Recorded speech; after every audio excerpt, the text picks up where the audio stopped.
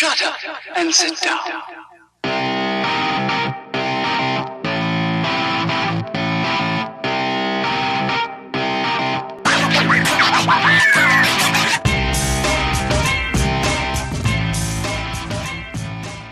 Welcome back, Cigar Talk. I'm your host, Rob Jones. We got the fill-in, Julio Gonzalez. How's it going, everyone? How you doing, man? I'm doing great. So, I seen you at the Leaf this week. You know, I was out of town all of 10 days. Yeah. And so, Larry cut back on his drinking. He did. And so, you know, I was impressed. Yeah. I did not. I did not. Anyway. No, I went up to Lubbock for a, I guess, special assignment, we'll say. And it was good to go up there. And I hung out at the Gaslight some. Yep. Have you been there? I have not. It's a great place that you can go have some nice bourbons. I mean, they have better bourbons than most bars. Right. And you can smoke cigars in there. So, I mean, it's just nice to go in there and hang out. Yeah. But anyway, it was a work week, and, dude, it was a long work week. I mean, dude, it was spring break for everybody else. Yeah. It was not spring break for me. Yeah. Yeah. Did have a birthday, though, while I was up there. Yeah. Turned 53. Man, happy birthday. Thank you. Thank you. And anyway, I hung out with Tim. It was his birthday the day before mine. Oh. So we get together probably 50% of the time. Yeah. We've been friends for 38 years. Wow. Yeah. So we've had a lot of birthdays together. He has a lot of patience. He has the patience of Job. I'm not bullshitting you. Wow. I mean, like, I've never had a friend that is like that level of friend that you know you can count on. Right. 110%. Right. And so for a guy to be that good of a friend to a guy like me, that's crazy. You know what I mean? You're right. He got patience. Diamond in the rough right there. He's put up with a lot. He's had a lot of fun.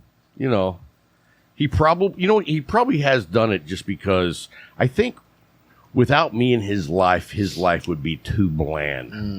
You know what I mean? I'm that spice. I can understand that. That ghost pepper that you want to have like once a month, you know? So, let's tell everybody what we're smoking, man. Tabanero Sun-grown. Sun-grown. Yeah. Excellent cigar. And you've never had it. I haven't. No. So, I mean, let me tell you guys, when he lit it up, like within 2 puffs, he was like, oh, yeah. looking puzzled, like, that's flavors I'm not recognizing of other cigars. Oh, yeah. You know what I mean? That is very unique. So, I was and blown away. I'm a big fan. Well, you guys know they sponsor the show. So, but we love their cigars, and that's why we have them sponsor the show. Absolutely. So that's the way we do it. Anyway, I'm smoking the same cigar, and I've let mine go out because I was yakking before we got started so much. And I'm drinking the Russell's Reserve Kentucky Straight Bourbon, which is 100 proof. And this is your first time having this. Yes. And what do you think? It's very sweet up front, but then it mellowed out. Yeah, because when you first lot. tried it, you were like, this is like cider. Yeah, and I that's was like, exactly see, what I don't get that. But my palate is not probably as sensitive as yours. And so I was like, I think it's a little sweet, but it's not like, have you had the bamboo? No. Oh, That's sweeter?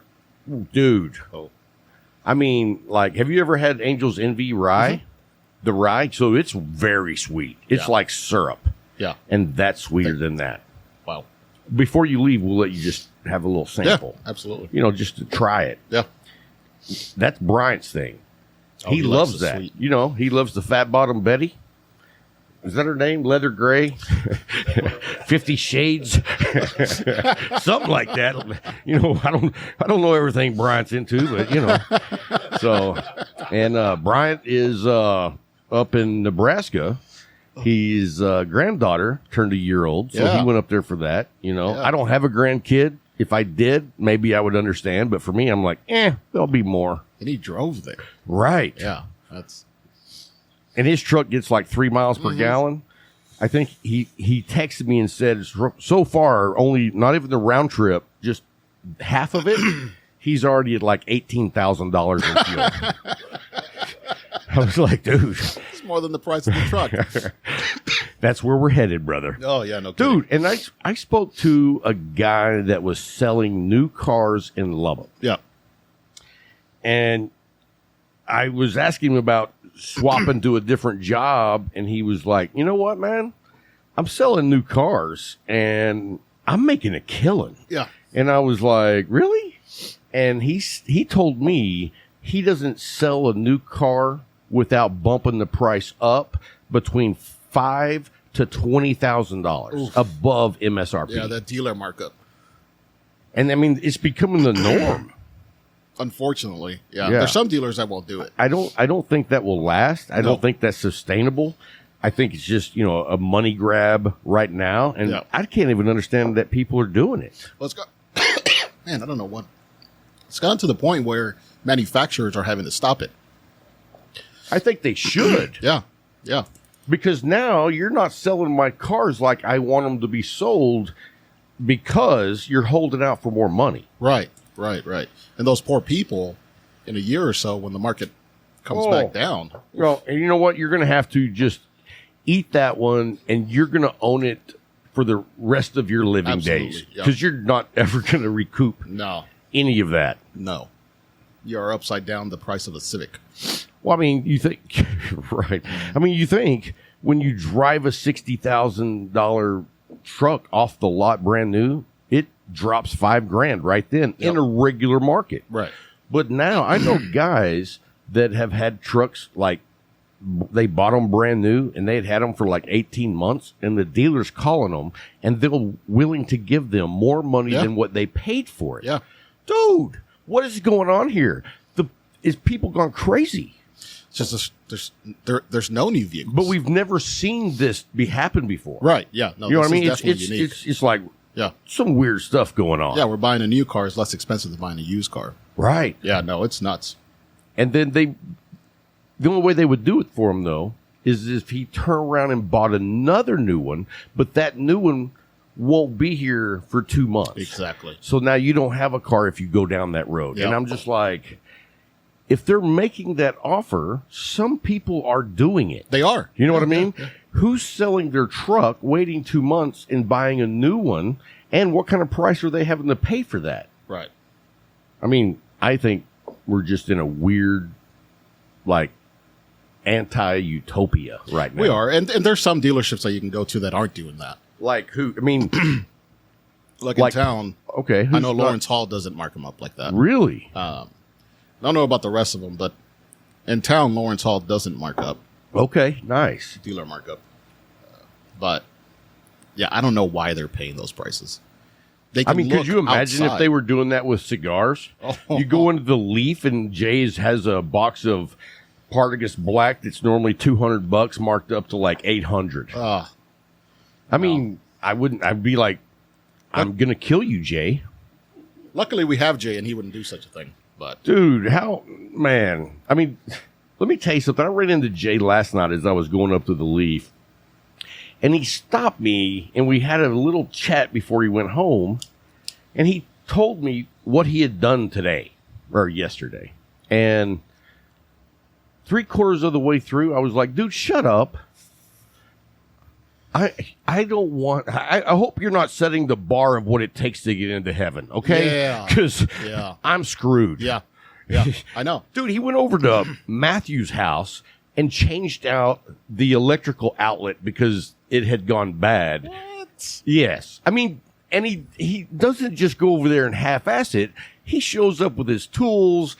He cuts between the faceplate and the paint because someone had just rolled over it. And if you take that off without cutting it, you're going to rip a big streak up the wall. I mean... Yeah. What other cigar shop owner takes this? Because he doesn't have a lot of time. You know what? After he told me what he did yesterday, I was like, I don't know how you do it all in a day. Yeah, how he fits it all. I mean, that guy is constantly doing something for other people. Right. And I mean, you think about this. I mean, we all love Jay. And when we get the opportunity to sit and smoke with him, it's gold. Absolutely. But that really doesn't happen as much as you would think because unless you see, he's busy all day. Yeah. He's not sitting around smoking cigars. Yeah. Yeah. So when he does do that every now and then, it's like, I get to hang out with Jay. Oh, there's been lots of times I'm ready to leave. I'm like, oh, man. And then your opportunity comes, and you're like, count me in. I stay there 5 more hours. Right. Yep. I mean, that's a testament to, I told Jay, I said, I was talking to my daughter about this, who's 20. She's kind of an entrepreneur. Mm-hmm. But I told her, I said, the funny thing is that a day and age when all the companies, businesses are so focused on maximizing profits to the utmost pinnacle every day, and if they reach it, now we're going to raise it some more. Yeah. Jay focuses on all the right things that a business should be doing. Right. And I told my wife and my daughter, I said, and you know what? It's coming back to him in dividends. Oh, yeah. People don't see that when you really focus on the people, it all comes back to you. Yep. I've never been to a cigar shop like it. No. And I mean, dude, how blessed are we that it's right here? I know. 5 minutes from my house. Right. I know.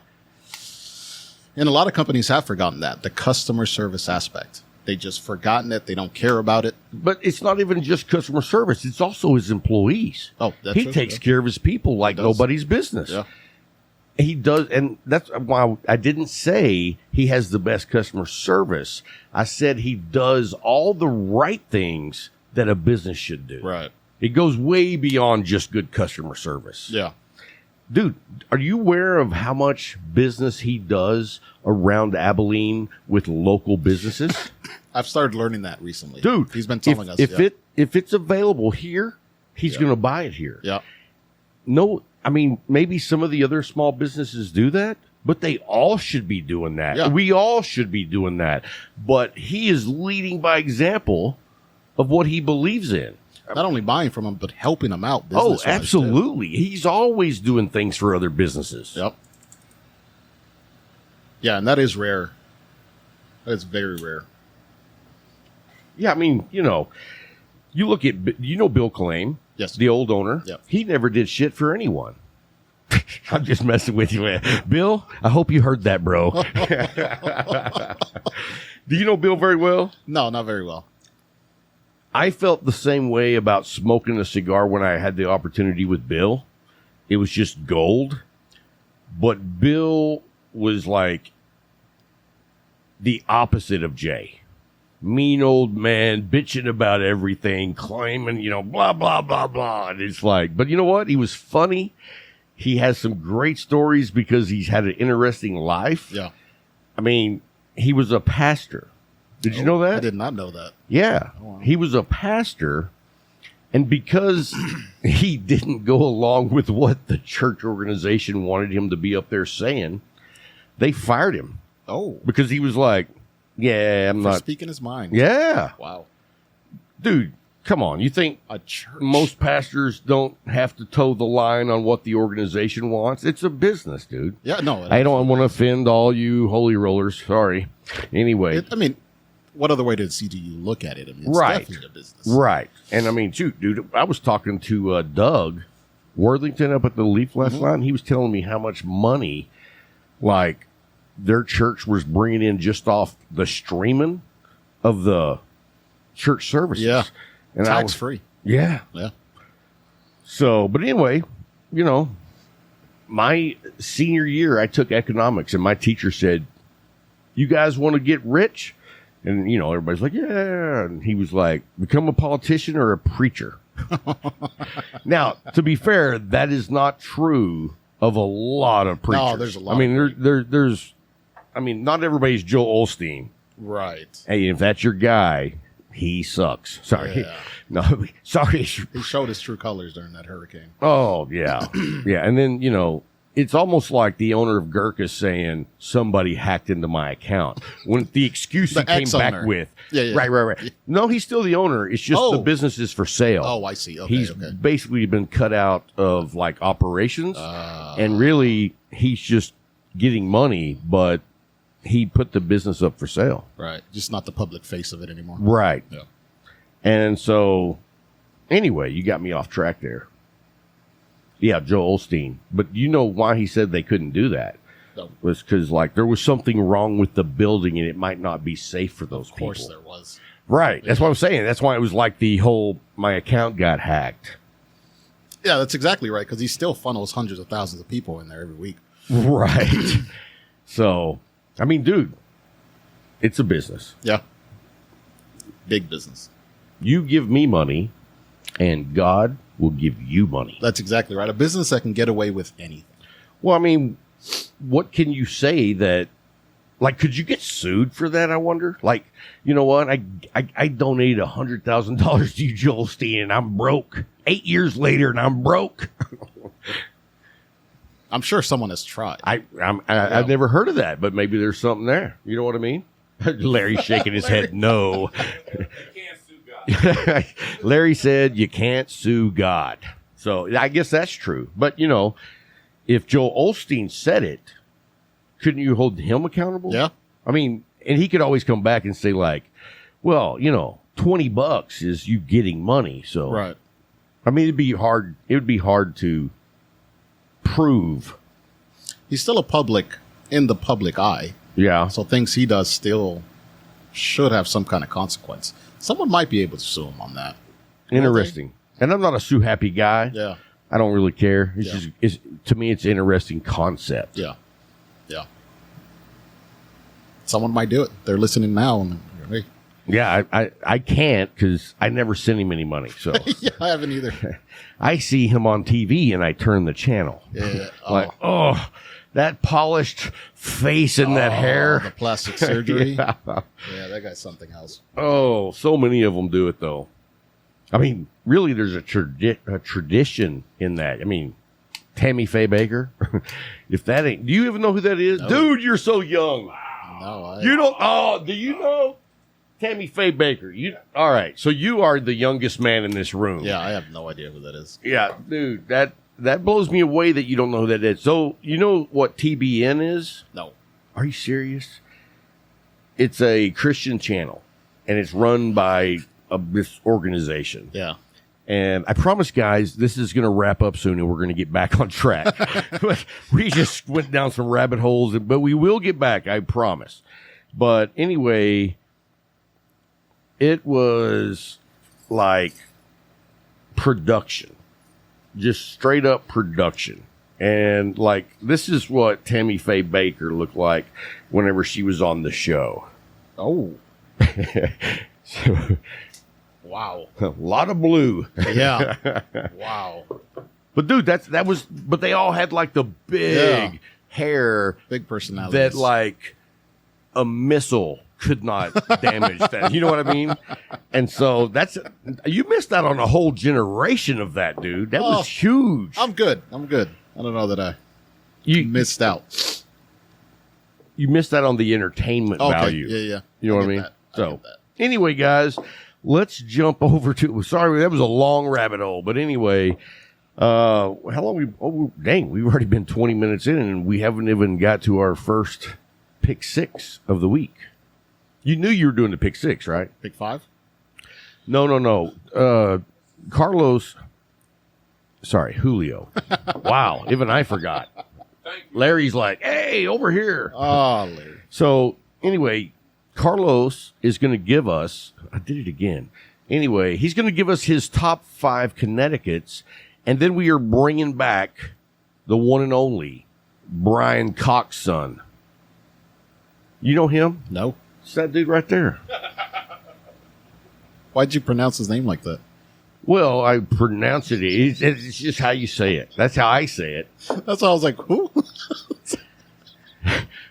It's WillCockson. Did you know his last name is WillCockson? No. Yeah. I don't know anybody's last name. You don't know my last name? Rob Jones. Okay, there you go. I was like, But I've heard you say it a million times. I've never heard him say his last name. gotcha. I've never heard anybody say his last name except me. Yeah. And that's why you can't argue, because you have no point of reference of what it should sound like. I just don't know. No, I don't think it sounds like that. Just going by his face, I don't think. You're like, I don't have to hear another version to know your version is way off. I'm having another drink. Dude, you're down on the nub. You're Yeah. still going on it. It's delicious. I don't want to put it down. Don't you love it when you have a cigar that you will smoke it all the way down? Yeah. I mean, it's probably rare that I smoke it all the way down to where like I get the heat on my Yep. fingers. You know what I mean? Yep. But when you do, it's because you found one that you don't want to let go. Yeah, no, it doesn't matter. It might burn a little bit, but man, it's so good. Yeah, it's worth the penalty. Yeah, So- absolutely. Anyway, the pick six, I guess you don't listen to the show, but you know, you're on the show. You just don't listen to the show. But anyway, that's because it's not in Spanish. I understand. Hey, should we do like subtitles at the bottom dubbed in in Spanish? Julio. That would be fantastic. I'm gonna start dubbing your whole show in Spanish. I'll take over your voice. That would be awesome. Oh man. You know, yeah, dude, we should do an episode like that where you like just do the voice Yeah. in Spanish Yeah. and then I dub it with the video. Yep. We'll do that. And then we'll do things one I of would just say. you and I'll do it in English. Totally different effect. I don't know that I can put my stamp of approval on you broadcasting something that I allegedly am saying. Look, here's what, you know what? You won't even be here for the part I record. Yeah, that's my fear. That would right? be awesome. That would be, wow, that would be, oh, I'm down. Who else is down for that? I'll dub Larry. I'll go into the Leaf and everybody's going to be looking at me like, what an asshole. They're like, what did I do? You come outside, your tires have been slashed. I think it's a, you know what? I'm dubbing this. Oh, no. Well, we did that a couple weeks ago. I don't I remember dubbed that. you, but we were doing Oh, it yeah, live yeah, for the yeah, Light 'em Up yeah. pre-show. And I was just, yeah. Ooh. So the pick six, Yeah. I tell you what my top 3 cigars of the last week was, and then you tell me yours. You ready? I mean, you know, your best. I know that sticks- one was one of my Okay, top. I'll let you have that one. Yeah. You smoked it. Yeah. You finally put it down, and I mean, that is tiny. Yeah. So anyway, let's see. All right, so what's your other 2 then? We're gonna go with the Tabanero Sun Grown, dude. And you know these are at the Leaf, Yeah. Yeah. I've seen them there. and you haven't picked one to No. go. And I know he loves the Toro, but go with the Robusto. This is like the extended Robusto, but the Robusto's I think a ring gauge of 50, and dude, it is nice. Oh, it's great. It's one of my very favorite cigars. Well, it was my cigar of the year last year. Did you know that? No, I didn't know that. See there? He does not watch the show. We got to get it dubbed in Spanish. That's asking for a lot for me to remember last year, though. I know it was only 3 months ago, but Yeah, but I mean, that's like one of the big shows of the year when you decide that you're going to do a Your top number one 25, right? And we did them in order. So, all right, man, I'm going to let you go first. You got, what's your next the one? other one was La Galera, 1936 36? box pressed. Yeah. That. You know, I came into the Leaf during my lunch hour one day, and Yeah. you were smoking one, and you were going on and on Yeah. about it. And I didn't know that. I thought you were smoking the Maduro, Yeah, but it no, wasn't the no, Maduro. no. And so when you told me what it was, I was like, I didn't even know they made that cigar. Yeah. And I went and got one myself, and dude, it was really good. I mean, it was so rich in flavors. Yeah. I mean, it was like a medium plus. It wasn't like full blown, like, you know, in your face. Yep. And so when you pour all that flavor in with it not being so hardcore, you really get to enjoy those flavors. Or at least Absolutely. that's how I feel. Yeah. No, it was it was great, but you can't find them anywhere anymore. I've looked online. I've looked everywhere. I've never seen them before. Yeah. Like, is that a new cigar for them? Or is It that was just a limited edition run from what the box said. It was, well, that's why you can't find it. yeah, because Jake. Well, no, you true. can't find any La Galera anywhere. Whoa, what? Yeah, I sat there trying to look, trying to order a box. Couldn't find them anywhere online. Jay's finally getting some in on the 28th, I believe. What's he getting in? Do you know? No, I don't know exactly. I what hope he it's the ordered. Connecticuts. Is it? Yeah. What is it?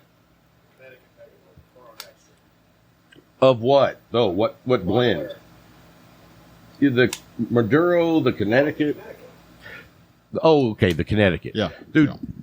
Yeah, we'll get to that. Yeah, because I'm a big fan of La Galera across the board. Yeah, their Maduro was like rated a 93. I can't wait to try the rest of their line. Yeah, but to me, I've never seen a review on the Connecticut though. To me, that's better than the Maduro. Yeah, like it's like really, and the Maduro's a 93, and it's delicious. Yeah. So anyway, what's your third one? My third one actually jumps into the Connecticut round. It's, okay, the McAuliffe Connecticut. Great. That one took me by surprise. That was really like my first experience going Connecticut that like I enjoyed. Yeah, was the La Galera Connecticut, and then the next Connecticut that like really got me excited was the McAuliffe Connecticut. Like I was like, holy crap, that is good. Yeah, the way it changes throughout. I mean, it's not too light, right? I mean, it has so much flavor that it's hard to even think that it's on the light side. Yeah. But it never goes above medium. So it's not a heavy stick, but you still get like some flavor profiles that you would normally find in a heavier stick. You know what I mean? Which is impressive. That's exactly to do that. Yeah. Now the first third was a little light, I thought, a little peppery.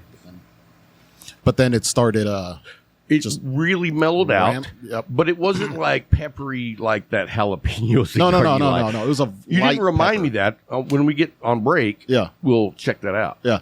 Okay. No, it was a very light pepper, but then it ramped up. Man, good smoke. Yeah, really is. Yeah. Good 3, dude. Real good 3. So this week for mine, I'm going with the Romacraft Cro-Magnon Aquitaine. Have you smoked one of those? Okay. Yes. Now, I know you, like, kind of slacked off on smoking Romacraft because of some construction issues. Right. Now, have you revisited them on a regular basis to see if they're coming back? I haven't. Okay. No, I've moved on to the rest of the humidor is so big. I mean, it's and therein lies the problem when a company has a construction issue. That's one of the reasons that construction issue is so important. Yeah. Because if I quit smoking your cigar that's a go-to of mine for 2 weeks, I might not come back for a really long time because there is a sea of cigars out there for me to explore. Yeah. And so if you're a cigar manufacturer, it is critical that if you're making a great cigar, the construction is spot on. Absolutely. 90% of the time at least. Yeah. Because if I smoke 4 or 5 cigars, or let's say I smoked 10 and the last 6 were no good, I'm with you. I'm going to start going on an adventure. Yeah, there's too much choice to keep getting frustrated. Right. So I just keep going. I'll come back around to them eventually. Well, I was with Bill Kalame, and I was like, dude, you got to get these cigars in there. And he's like, I've been trying for years to get those, and we've never been able to get them. Yeah. And I was like, 4 or 5 times I would come back from Lubbock and give him one. Yeah. And we both loved them. Yeah. And I was like, dude, call him, do something. And he was like, all right, picks up the phone, calls the headquarters. I don't know who he talks to. And they're like, all right, we'll have them out to you tomorrow. And he was like, we got Cro-Magnons from Romacraft. And I was like, badass. Yeah. And that's a great cigar. And that was, that was in my heyday of really just smoking powerful, one after the next, just nicotine bombs. Yeah. And I don't do that. You know what? I'm more about the profiles, the flavor profiles, than I am about the strength. Yeah, that's how I am. You know what I mean? I would much rather smoke a medium cigar that has these amazing flavors versus something that's going to be really stout. Yeah. I mean, the stoutness doesn't bother me.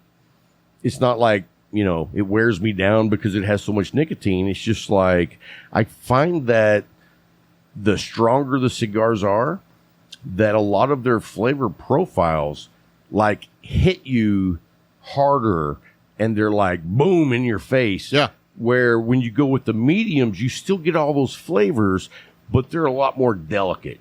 You have to really think about them. You know what I mean? Yeah. And to me, it just makes it fun to smoke the cigar especially if I've never smoked it. Yeah.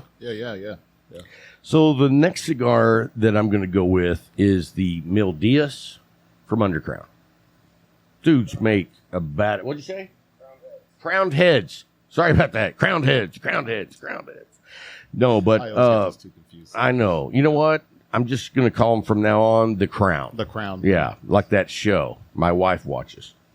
But have you smoked the Mil Diaz? No. Oh, No, dude. Now let me tell you something. They have the 6x46 Vitola. Yeah. Have you smoked that? Yes. Dude, that Vitola on that cigar will knock it out of the park for you.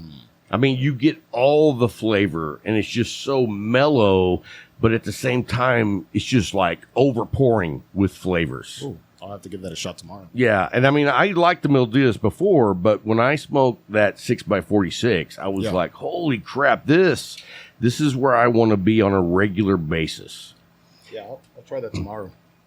Hey, what time are you going to be up there tomorrow? I might come up there. 10 o'clock. In the morning? Yeah. I'll probably meet you up there. Yeah. You know what? And that's a great stick to start right out the gate with. Yeah. So we'll check that out. And then my last cigar of the week, well, not of the week, but pick is the 1964 anniversary Padron. Yes, I have one of those in my locker. That is great. Now that's not my favorite one though. Have you had the Hermoso? No, the 64 is the only one that I've had. Well, it is a 64. Oh, okay. But it's a special edition. And they have them at the Leaf. And, like, they're not cheap. Yeah, I don't find myself usually paying that much for a cigar. On a daily And basis. I want to say that the Hermoso is, like, $17. And it's only, like, a 4-inch by 54. But it's a box press. And it is nice. Like, I don't normally go out and pay $18 for a cigar. There's too many good cigars that I don't have to. 100%. So, if I do go spend the money, it's because it's really good. a really good cigar, You know what I mean? Now, what other cigars do you feel justify, like, the price range of over $20? I don't have any. Really? None? No. Wow. I am a very let me dude, nobody's more value than me. Dude, You're just fucking cheap. Yeah, well, there me and goes Brian the actually had PG this rating. conversation. Sorry, guys. Because you just pissed me off, Julio. Me and Brian have had this conversation. I find there's so many, like La Galera is a great example. That's $7 to $8 stick. Right. Excellent stick. Right. That, there's so many of those sticks. I just don't feel the need to go 20 plus or heck, even 18 plus, 17 plus. Let me tell you why. Because you haven't. Right, Brian? You haven't spent the money on that level of a cigar. And the reason why is because you never have. But as soon as you do, and you like smoke one of them and you go, it's all right, but $27? And then for no particular reason, you're like, you know what? I'm going to try another one of those. Yeah. And then you smoke it again and you're like, there was some uniqueness to that I've never experienced, but I remember that same uniqueness from the first one. I just didn't realize that it was unique because I had never had more than one. So you see what I'm saying? And so then months go by and you decide to smoke it again and you go, holy shit, that's good. That's my experience with the Padron 1926. Same with the McAuliffe Riata. Not the Riata. What's the Reserva? First time I smoked it, I was like, $42. I don't think so. But I smoked another one and I was kind of like, you know what? That was actually pretty good. I'm going to have another one. And the next time I have one, I'm like, holy shit, now I get it. Now I get it. You see what I'm saying? It's an education. I mean, if I pay that much for a cigar and it doesn't wow me, Yeah. I'm probably never going back to it again. And that's the wrong mentality because you can never judge a single cigar on smoking it one time. Yeah. I mean, now within reason. I mean, Right. if you smoke it and it tastes like a dog rocket, it's not getting better. Right.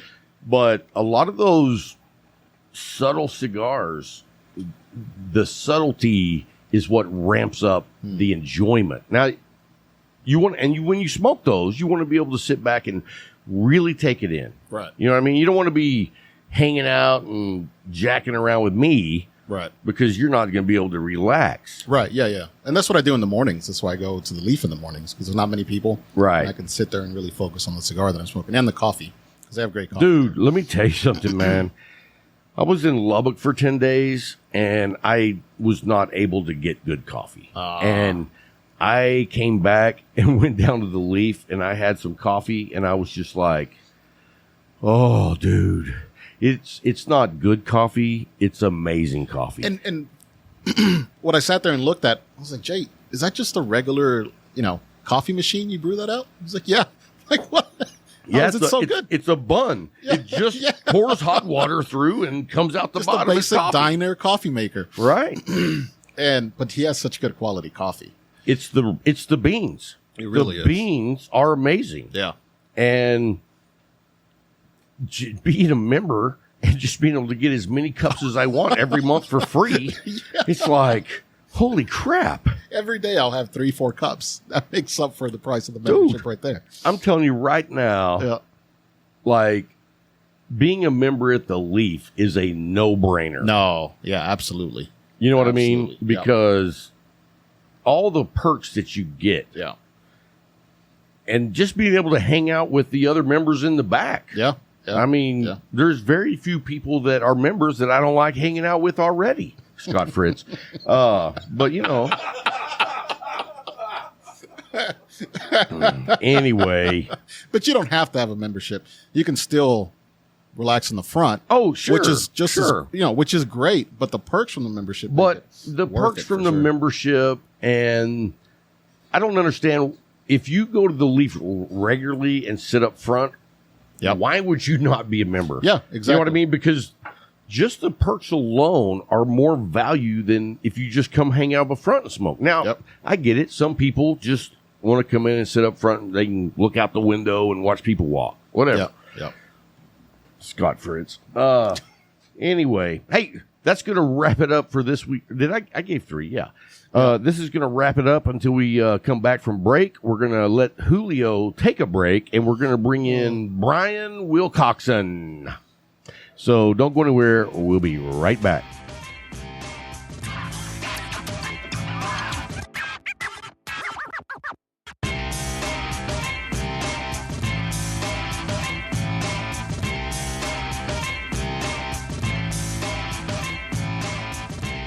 Hey, welcome back, guys. We got Brian WillCockson. How's it going, brother? It's going good. It's going good. I'm Good glad to to be back see in town. you, man. Good to Yeah. see you. It's been a while. Yeah, I mean, I've been out for work in the Midland area for the past 3 months and making money. every time I think of the landscape of Midland, like, just outside of town in every direction, when I visualize that, I hear that whistle from the Clint Eastwood Westerns. It's pretty much like that. You know what I mean? Just Yeah. desolate. There's no topography. No, not at all. So welcome back, man. So Yeah. you're going to be in town for a little bit? I'll be in town at least probably most of the rest of this week, and then Okay. from there, I'm not sure. I've put in for an opportunity with a different company. If all goes well, I'll be transferring to EOG and going in-house, so I'll have to move to Midland. Wow. Yeah. So you still come back to visit your parents a Oh, lot? absolutely. Yeah. I've got So- a kid here, so I'll be coming back at least once a month, twice a month if I can. Okay, cool. So anyway, we wanted to have you on. We were talking about Connecticut's, and I know you discovered Connecticut's, and it just blew you away Absolutely. because it was so different and so good, Yes. but in a way you'd never really tried. No, it changed my entire journey and how I look at cigars altogether now. I mean, there's just so much out there besides strong Maduros. Right. So you went down the same journey I went, pretty similar. Yeah. And so, yeah, when you take that step over, you're talking about going from level 1 to level 2. Yeah. And then when you get into the Connecticut's, it opens up level 3. Yeah. You know what I mean? And it's like, wow, now once you start getting into the Connecticuts and they're really speaking to you, now you're like, well, what's this going to be like? Right. You know what I right. mean? Well, then you find the Habanos and the Sun-Growns and the Naturals, Corojos, all those other lighter shades That you steered clear of because Exactly. it was not very dark. It wasn't covered in oil. Right. Yeah, I couldn't lube my truck wheels with it. Exactly. It's just And so that means we all love however dark it could be and how oily can that wrapper be. exactly. The Cabinet 6 from LFD Yep. was so dark and just like, if you were to wring it out, I'm pretty sure you could like do an oil change on a small car. Cook some bacon in it. Or at least. So anyway, well, welcome back. And so you have a list of your top I do. 5 Connecticut. Now, do you have them ranked? I do. Awesome. I have them That's ranked. how we want to hear them. So I've done this before one time. I believe the first time I was on the show, I did a ranking of my Connecticuts and the top 5. And has it changed? It has changed a little bit. Okay. And one of And these... that's a testament to just how the cigar journey is. Exactly. Like sometimes you'll have a cigar that makes the top 5, and then a few months later, somebody's replacing them. That's exactly what's happened. And some of it just has to do with availability. Sure. So La Galera has not made the list this time around. Fair enough. If they're not available, I can't smoke it. if I can't smoke them, they're not going to be on my list. No. Since I've been in Midland a bunch, the selection there is quite different than what we have at the Leaf. Now, have you started a journey there because of, you basically being forced to? I've And had have you to. found it enjoyable, though? I found certain things enjoyable. They don't have a lot of boutique brands there, and I've talked to Melissa, and Not going to happen. her customer base smokes legacy cigars. There's a core group of us that are big into the boutiques, and when she gets them, we buy them. And she does bring some in, but not as many as we'd like. So what I really hear here the most is that she actually listens to her customers more than you gave her credit for when you first got there. Correct. Good. Correct. That's good. I mean, she does what she's what's good for her business, and people like to smoke those legacy brands. They like the Monte Cristos, they like the Rocky Patels, and those are just Hey, cigars that I'm there's not a smoking. market for them because they are almost everywhere. Exactly. There's a market. I would say that you're going to have the infused sweet cigars Yeah. from Acid. That's number 1 across the board Across for the board. sales. Yeah. But then you're going to fall into those 2 ginormous companies, either under General or Altadas. Right. And that probably is going to be like, shoot, man, whatever percent's left over, they're like getting 80 of that. 'Cause Exactly. the boutiques are fighting for every dollar they can get. Right. Because so many people smoke the legacies. The legacies. Yeah. And with me, being out in Midland has branched my palate out quite a bit because I've gotten into Cubans out there. A lot of guys out there are smoking Cubans. We order them online in different places, and you met a guy that had a ton of them. a ton of them. Yeah, The we're going to biggest get into a selection. little bit of that. Yeah, if you don't it's- care, if it's open. I don't know how. I'll just leave his name out of it. Right. I don't need his name. Right. You have his address, though. I do have it in my phone. We'll post that on the internet. There we go. So, yeah, I definitely want to get into that a little bit because, I'm going to say that the whole Cuban, I'm not experienced in the Cubans. It's been quite enjoyable, especially, if I have to smoke a legacy brand, I'm going to smoke it Cuban now. Nice.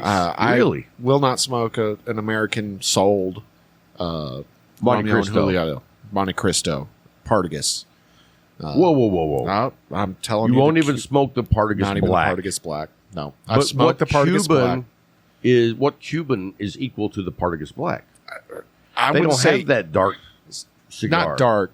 Now, most of the Cubans aren't Maduros.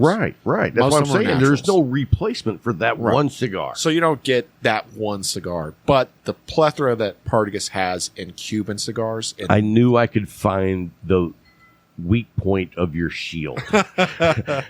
Just saying. they have so many different Cubans varieties. in And we're talking Partagas cigars. alone. Yeah, just in Partagas. Partagas has, I want to say, 10 or 12 facings. Of I've Cubans. actually smoked one Partagas Cuban cigar. Yeah. A friend of mine sent me a care package of just crazy expensive cigars, exotic, Yeah. so to speak. That was when I got the Padron Millennium. Yeah.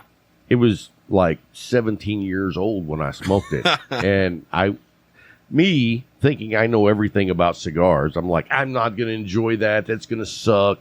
And at that time, I was in the hardcore nicotine bombs.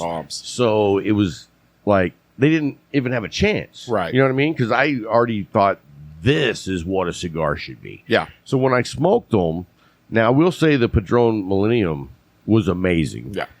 Which I really didn't think it would be, because I was like, you know, what's the chances of this cigar being taken care of for 17 years? Right.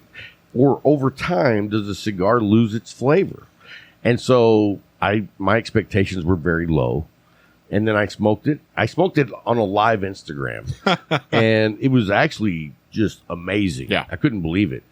And then I smoked, I don't even know what the Cohiba is. It's like the Behike. Bahiki. I haven't smoked one of those. He sent one of those, and, you know, those are pretty high end. That is the go-to Cuban cigar of most Cuban smokers. Really? It is the highest #1 fake cigar in the world. Right? And they say if you smoke a Cohiba Bahiki, you'll never smoke anything else. Well, so, like I said, I wasn't giving it a fair shot because of where I was in my journey. Right. And I had worked at the Leaf, and you know how sick and tired of when you work at a cigar shop, Yeah. guys come in and be like, hey, you got Cubans? And you're Right. like, oh. So that experience made me just like despise anything Cohiba. Yeah. And so anyway, I smoked it, and it was good, but it didn't like blow me away at all. Right. Because I'm sure I missed 90% of any flavor profile because I wasn't into the flavor profiles then. I haven't smoked any of the Cohiba Cubans, period. Okay. And part of that is because they're so faked. The other thing is I've talked to guys that smoke a lot of Cubans, and they say the Cohibas, they're not really worth it. Other than that Bahiki, the rest of them kind of fall flat. Yeah. And I mean, I think early on, I think I maybe smoked 2 Cohibas. Yeah. I didn't care for either one of them. And one of them was the Nicaraguan, and one of them was the like Red Dot or something. Okay. I don't know. But I was just not impressed. And I was like, for $18. Exactly. And so I've just, ever since then, I was steered clear. I haven't smoked any of Cohibas. the Nicaraguan or South American blends of Cohiba at all. Yeah. And now, have you smoked the Cubans, though? Yes. No, Okay. not the Cuban Ah, Cohibas. I haven't gotcha, smoked gotcha. any Cuban or Cohibas, period. Well, you know, I got a whole box of fake Cubans. Yeah. A guy bought them for me as a gift, and he didn't know. Right. And when I got them, I was like, it looks like my dog made this box. Yeah. Okay, so I guess if you want to be technical, I've smoked a fake Cohiba Cuban. Okay. And it gotcha. was disgusting. I didn't smoke any of those. In fact, I used them for some photo props, and then I put them, I like hung them on the wall. Yeah. As a, you know, these are fake. Right. But I mean, it was a bad fake. Yeah. Well, And- what's funny is I went to lunch one day in Midland, and I walked out and lit a Cuban. And I was walking back to my truck, and I happened to walk by this trash can with the ashtray on top of it, and look in there, and sure enough, there's a Cohiba Cuban in there. And I picked up the butt. It's fake. So it's really fascinating how that brand has been faked, and there's so many bad ones. There's so out much there. money in it. Yes. I don't know if you know who Ali is. I believe it's Ali. It's the big smoke guy from Kuwait. Okay.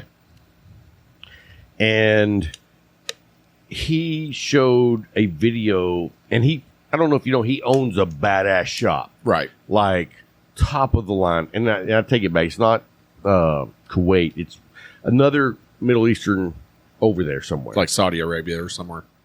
Yeah, not there either, but like that. So Right. anyway, he had a video of a like special edition of the Bahiki. Mm-hmm. And the box it came in was freaking amazing. And on the outside of the bottom, it had like a badass logo of Cohiba and a serial number. Yeah.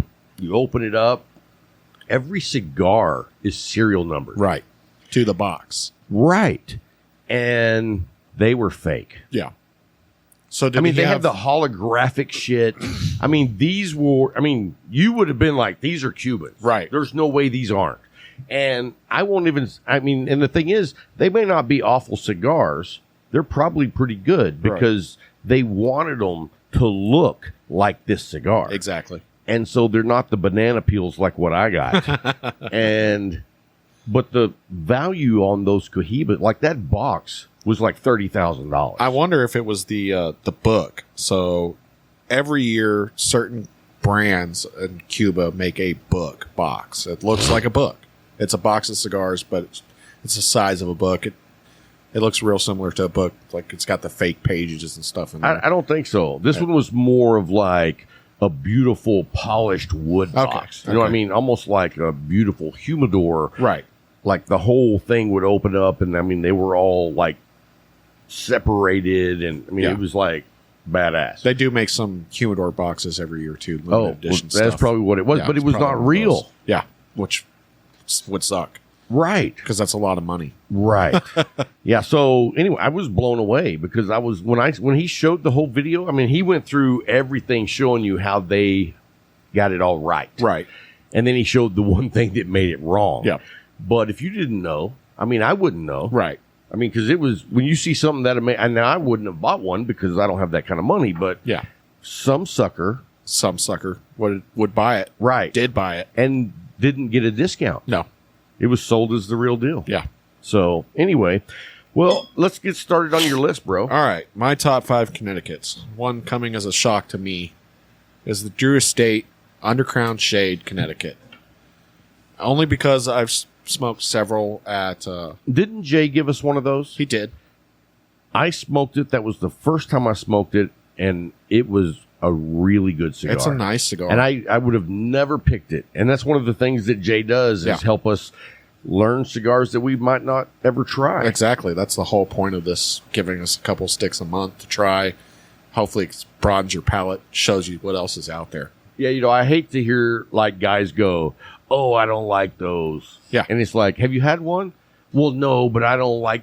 Yeah, you know what? If Jay said you should try it, I think it would be in your best interest to give it a shot. Exactly. You got to be Similar open-minded. to the legacy brands, I was anti-Drew Estate prior to going to Midland. Now that I've gone to Midland and had to smoke some of those other cigars, that was The bourbon. one of the cigars that made my list. Oh, really? Yeah, it's So they really have easy. them there. It's available there. It's Okay. easy to get there. It's one of the better And Connecticut's what that they sell. Vitola do you smoke that in mostly? I believe it's a Toro at the Hemingway that I get frequently. I've smoked it in the Churchill, which we got last month for the giveaway. Now, I've what smoked it size in is the Robusto. Hemingway? The Hemingways is the Churchills. Oh, okay. Yeah, that's So- what they have at the Hemingway, and they also have a small, short, fat Figurado. I don't even know what it would be called. It's too big to be a Figurado. It's like a Gordo Figurado, 4 inches. Is it kind of similar to what the Fuente has in the short story? It's similar to the But Flying fatter? Pig. Oh, okay. Yeah. Okay. Similar to that. Now, I dig those Vitolas. Yeah. I don't smoke them very often, but when I do, I really like them. Yeah, it's real similar to that. Okay. So that's my number 5. Now, how do you like Churchills, though? Because, I'm not a Churchill guy, but I haven't smoked a lot of them. I've smoked quite a few Churchills. That was initially it was one of my go-to sizes, just because I wanted to have that smoke forever. I wanted to sit down and smoke for an hour and a half to 2 hours. And as I'm a fast smoker You're just like that Tracy kid. right? No. What's his name? Tyler. Tyler. I'm not Tyler. Stephanie. We named him. It's Stephanie. Stephanie. Yeah. Stephanie McGrew. Yes. I hope you're listening. You like that? Stephanie. I do. I like that. One day he was walking in there and I was like, "Hey, just so you know, from now on, your name is Stephanie." Now, I'm not smoking 990s or 880s, but Right. right, Churchill right. now and then at a 54 by 7, that's a decent stick. Yeah. I mean, I don't know, dude. The funny thing is, it's almost like I feel uncomfortable smoking a Churchill. Yeah. It's a very odd Vitola for me. Right. But I don't mind like the 6 or 6.5. Right. which is like Just a half inch or an right. inch shorter. And it's like, but when I see a Churchill, it's like, I don't think I can do that. Right. But then it's like, oh, the 6 or 6.5 by 46 or 48, you're good with, but not the 70. Now, being in Midland and whatnot, I've changed my Vitola preference. It's been mostly Toros prior. Mm-hmm. I smoke a lot more Robustos now, and I really enjoy the Robustos. You know what's so funny is that when I hear you tell me about what journey is happening with you right now, it's like just 6 months behind me on my journey. It's like I've experienced so many of the things that you're talking about, and it's like, exactly. And Right. it's like, it's interesting to see someone else that is very close, similar to your journey. Right. You know what I mean? Because like most cigar smokers have their own unique experience. Exactly. But your journey is tailored very closely to mine. So it's interesting to see that. And it's without coaching. We don't even talk about it. No. I mean, it's just, I hear you and it's like, do you want me to tell you what's going to happen over the next 6 months? No, I don't want to know. I don't want to know. I wouldn't do that. I want But to be no, surprised. It's more interesting for me to hear about your journey. Right. Because I'm like, oh yeah, that's how it was for me. Exactly. And because a lot of journeys are not anywhere close to what mine are. Well, You- if you live in Midland or Lubbock or one of those windy cities and you have to smoke outside, you don't want to smoke a Churchill outside. Yeah. You don't. That would be awful. A Robusto in your truck or a Robusto sitting on the porch in the wind isn't terrible. Well, let me ask you this though. Like when I was in Lubbock, we had some days that were 40 miles an hour wind. Like from the minute I walked outside at 4:50 in the morning Yeah. to when I was going to my hotel at 9 o'clock at night, Right. just blasting you. Yep. But I will say this also. One of the days I was there was the perfect weather day you could ask for. Like, you would have to be in some special island in Utopia to have this particular weather. And I was just curious, does that happen in Midland? You know what I mean? Because Probably about as frequently. it's very rare. Yeah. And I pretty much told them, this is God's gift to you for like withstanding 4 days of being sandblasted. Exactly. But it's very interesting to me because we don't even have those type weather days here in Abilene ever. Right. Because we're not up on the Cap Rock. Right. And there's a totally different like cool breeze that comes in the evenings. Like it can be 108 in Lubbock and it's miserable. Yeah. But when the sun goes down, the breeze comes in and it feels like it's 70. Yeah. And we don't have that here. That's because- like that in Midland. You know, it can be real hot during the day, and then once the sun starts to go down, it cools off quick. I mean, Yeah. it's more or less a desert. Pretty much, yeah. And I guess I never really equated Lubbock with being a desert, but that's spot on. Right. It is. It is more or less a desert. I mean, it's a desert climate, and you get those same transitions in the weather rapid. And dude, when you get those breezes coming off of the Rocky Mountains from New Mexico, Yeah, it is so nice. it is. So, anyway, let's get to your number 4. All right, number 4 is AJ Fernandez New World, Connecticut. Never had it. Never had it. You'll probably never smoke it because it's also only available in a Churchill. Oh, really? Yeah. Well, at least at the Leaf. You probably could get other sizes somewhere else, but the Leaf only carries Churchills. Okay. And hey, you know what? I'm not opposed to trying Yeah. it if it's on your list because it tells me that's pretty damn good. $8.95 a stick. I mean, it's a great Connecticut and budget friendly Wow, $8.95 for a Churchill. for a Churchill. That's a great price. Exactly. And so, you know what? I'll smoke one this week, and next week I'm going to come on the show and tell everybody whether you're full of shit or not. That's what I'm going to do.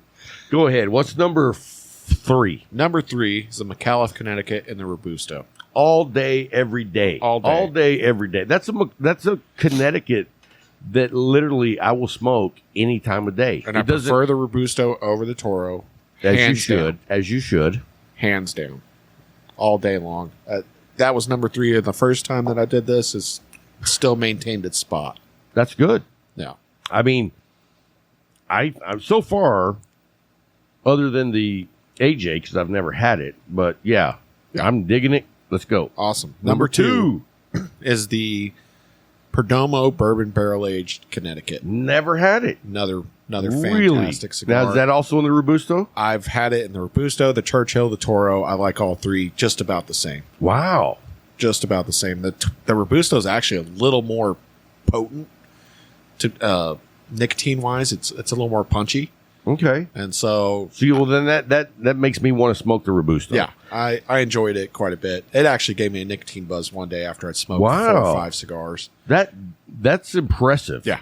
Like, I probably only get like a nicotine buzz like that maybe once every 3 to 4 months. Right. But when it happens, you're like, whoa. Whoa, hey, Yeah, tickle me there again. So, yeah, I don't get that very often, but when I do, I get a little excited about it. right. So, all right, good stick, man. So what's the next one? Number 1 should come as no surprise to you. It is the Tabanero. Oh, Connecticut. yeah. I mean, I was handing them out before you got here, so Oh, they're so good. And honestly, my favorite one is the Do not- Tabanero Big Daddy Connecticut. really, The Big Daddy with that torpedo, and you can cut that that's a 6x60. 6.5 by 60 Oh, 6.5 by 60, Yeah. and it's a torpedo. torpedo. I have not smoked it. It is fantastic. See that? You know, I'm not a big ring gauge, Right. So you know what? I'm gonna have to try one of those this week too. I love, like, when I go to my Connecticuts, that is my number one, Yeah. and I almost always smoke it in the Robusto. Yeah. I just do that stick. I get wood. There is not a Vitola in that stick that is not great. I agree. I But agree. You get that torpedo, and you just clip just a 1/4 inch of it off, and it's almost like a Lancero when you get that Really? opening so tight, and all the flavor concentrates into it. It's Is it still maintain the level of flavor you get from the Robusto? absolutely, No way. absolutely, 100%. All right, I'm going to try it, and then I'm going It's to come so back and good. tell everybody if you're full of shit. It's so good that last year, I had one the first time last year that you'd given me. I smoked it. I told Jay, hey, you got to bring in the Big Daddy Connecticut. I'll buy them. I'll buy them all day. And I have. It actually made my number 2 cigar of the year. Wow. Connecticut Oh, made my number 2 number cigar 2 of the year. of the year Wow. for all of last year. That's impressive. It is. It is. I mean, I know the Sun-Grown made your number 1. Number 1. And you smoked a lot of and I those. smoked a bunch of Sun-Growns. Yeah. Really enjoy the Sun-Grown. It's a very good stick, but that Torpedo Connecticut was my number 2 cigar, only behind the Sin Compromiso. I have not smoked the 660 Yeah. with the torpedo, but I'm going to smoke it this week. Very good cigar. Well, let's just, we're in no rush. Let's talk just a minute about your number 1, the Sin Compromiso. Sin Which Compromiso. which Vitola do you prefer that in? Do you, Surprisingly, again, Torpedo. really? Definitely. I thought you would go with the Figurado. I haven't had the Figurado yet. See, that's my favorite one. Yeah. And I don't know what it is about Figurados, but if it's a good cigar, man, in the Figurado, I dig it. I've done all 3 sizes that Leaf has, which I believe is a Churchill, Toro, and something that's in between those. Okay. And they're all box pressed. The Torpedo, you're able to concentrate They're not a tight box press, No. though. I really do enjoy a loose box press Yeah. over the really tight. that. Yeah. The Torpedo being able to get that opening small, almost as small as a Lancero or even smaller, it really concentrates that flavor, and for me, brought out the complexity in that stick. All That's right. when that's the only Sin Compromiso that I've gotten all the flavor changes that I've gotten. All of them. All I know is when I take the cold draw on the Sin Compromiso, it's like I'm having a dark chocolate candy bar. Yeah. It is just, so rich just on the cold draw. Right. And, I don't smoke a lot of Saka. Yeah. I smoke more now because Jay brought them in because we asked for them. Absolutely. But before that, it was rare because a lot of shops I went to didn't carry them. Yeah. But I would go to the train car. Right. And I'd be like, loading up on the Saka. You There know you what I go. mean? And so I don't have as much experience with Saka as I probably should have, but I'm working on that. Right. You know what I mean? What is it? The Micurita? Me Carita. That's what I said. Yep. Close enough. La Bucky. I just smoked one of the. That's what I was smoking when I walked in. Great smoke. Great smoke. Great smoke. And I don't think I've smoked the Connecticut that Saka has. So the Have Summer you? Misa Brulee. Okay. I've smoked it. I've said that you should smoke it. I still think you should. I think the hardest part you'll have getting past it is a sweet tip cigar. Really? It is. But that sweet tip does not last very long, and it's a very pleasant cigar. Okay. It's not overpowering. It's just got a little touch of sweetness on it. Really goes great with a cup of coffee in the morning. You're giving me a good list of Yeah. cigars to try this week. And I'm going to, and does Jay have those? He does. Okay. I'm going to try that too. Fuck. I'm going to be out $200. But sorry about the F-bomb. Larry is giving me the finger. Anyway. Now, before you go, though, I want to explore a little bit because you've actually started a journey that I've never had. Right. And so, even though it's been like really fun for me to hear your journey because it's almost a replay of mine, Yeah. now you forked off and you're doing a whole different exploration that I don't have access to. I've taken a dive into Cuban cigars. And like, not being a Cuban guy myself, Right. you know, and I think it's easy to fall into a trap of going that I love my cigars so much that, you know what, all the Cubans suck. Right. I don't smoke Cubans. You know what I mean? Right, And it's right. like JFK, the president of the free world, loved Cubans. Yeah. He could love anything. He's the man of the world. Right. And he smokes Cubans. So there must be something to it. You know what I mean? Absolutely. So that being said, you know, I have been that guy that was like, I don't smoke Cubans. Yeah. They're weak. No, They're little tiny cigars. they are that. Yeah, but you know, when you're, you know, being cool and you got that 6x60 Yeah.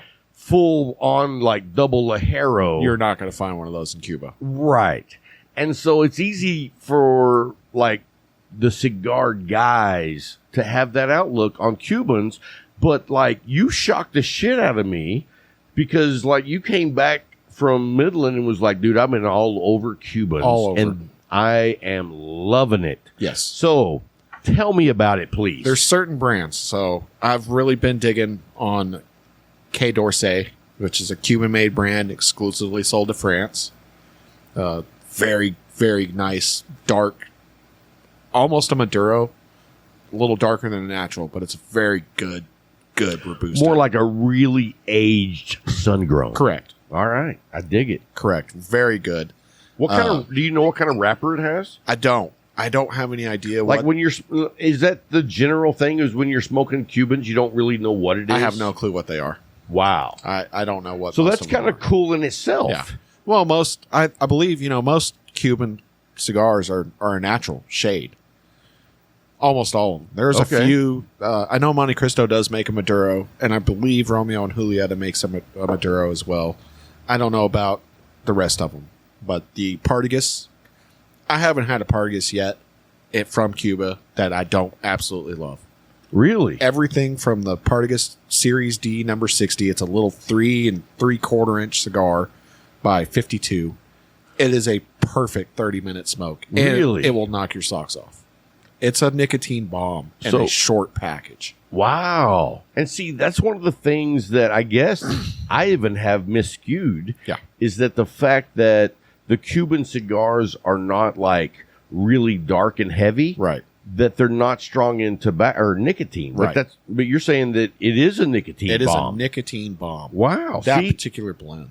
that's why I wanted to hear about this journey you're Right. on because, dude, I don't really know anything about the whole Cuban industry. The Partagas Aristocrat, another just a Now, how long is that? That's a it's- long cigar. It's a longer 5. Oh, Yeah, it's a 5-inch cigar. Most of them are Coronas.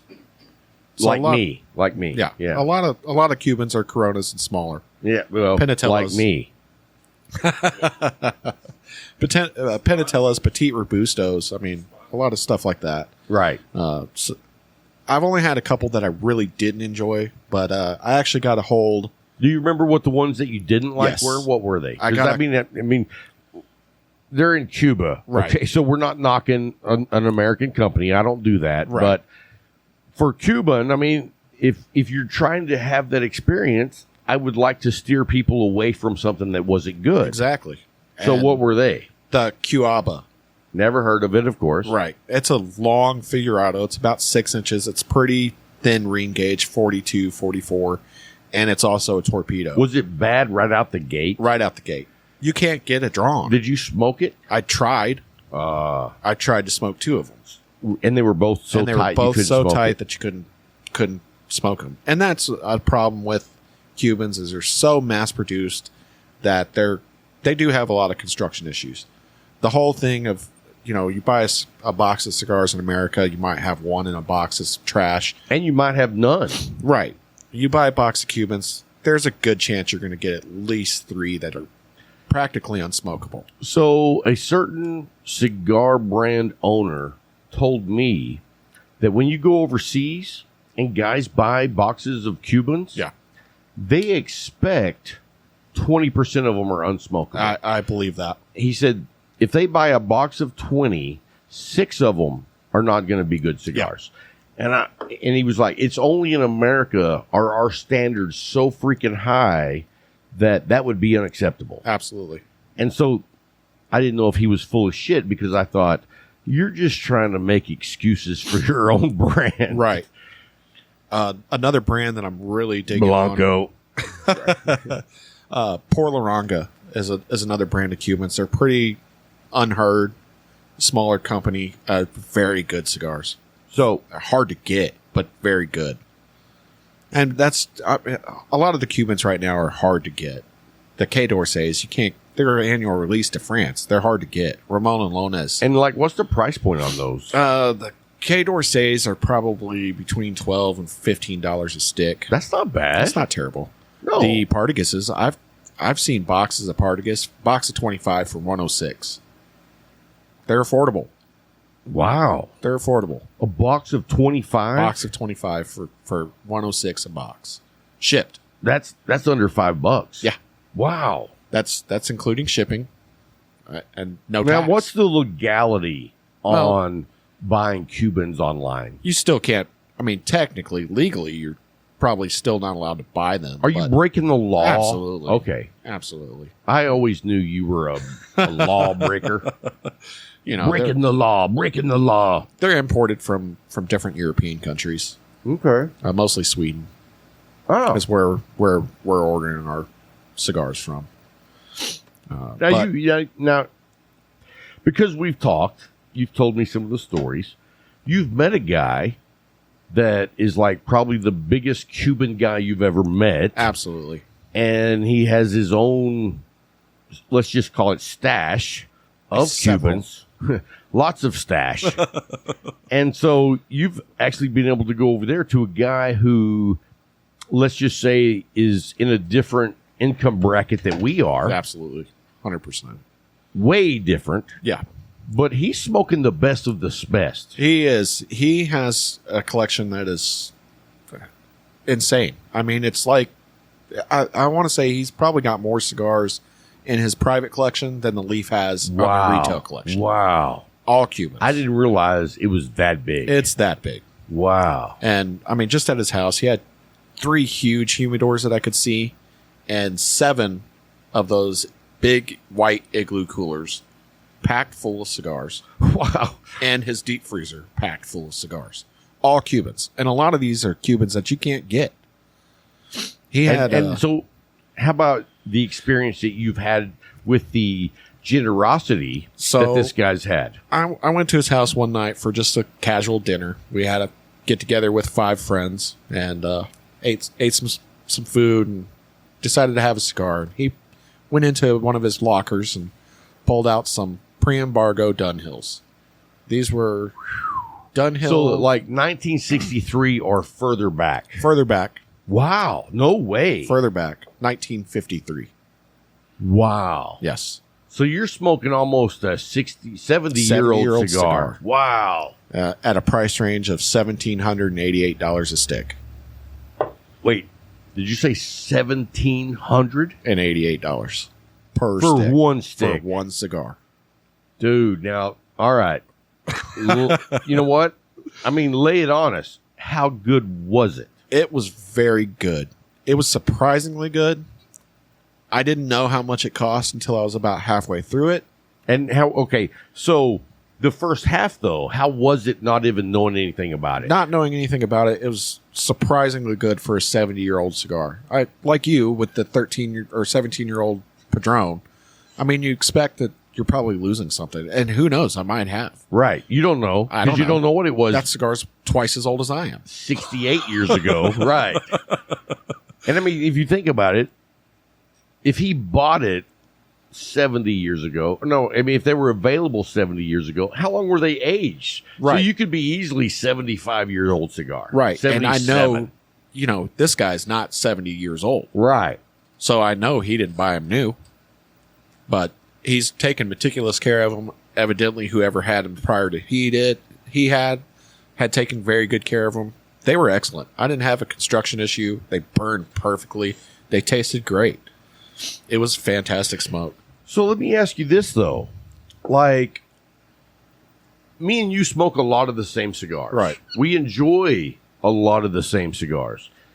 So I'm going to say probably more than anybody else I know, you know my palate preferences because we apparently have some of the same. Right. How were the notes on those cigars? You know, I've never been been able to pinpoint a note. No. And you know me, that's not me neither. Right. I'm not a reviewer. Right. I'm an enjoyer. Yeah. And so, like, I love a lot of flavor. I love rich tobacco.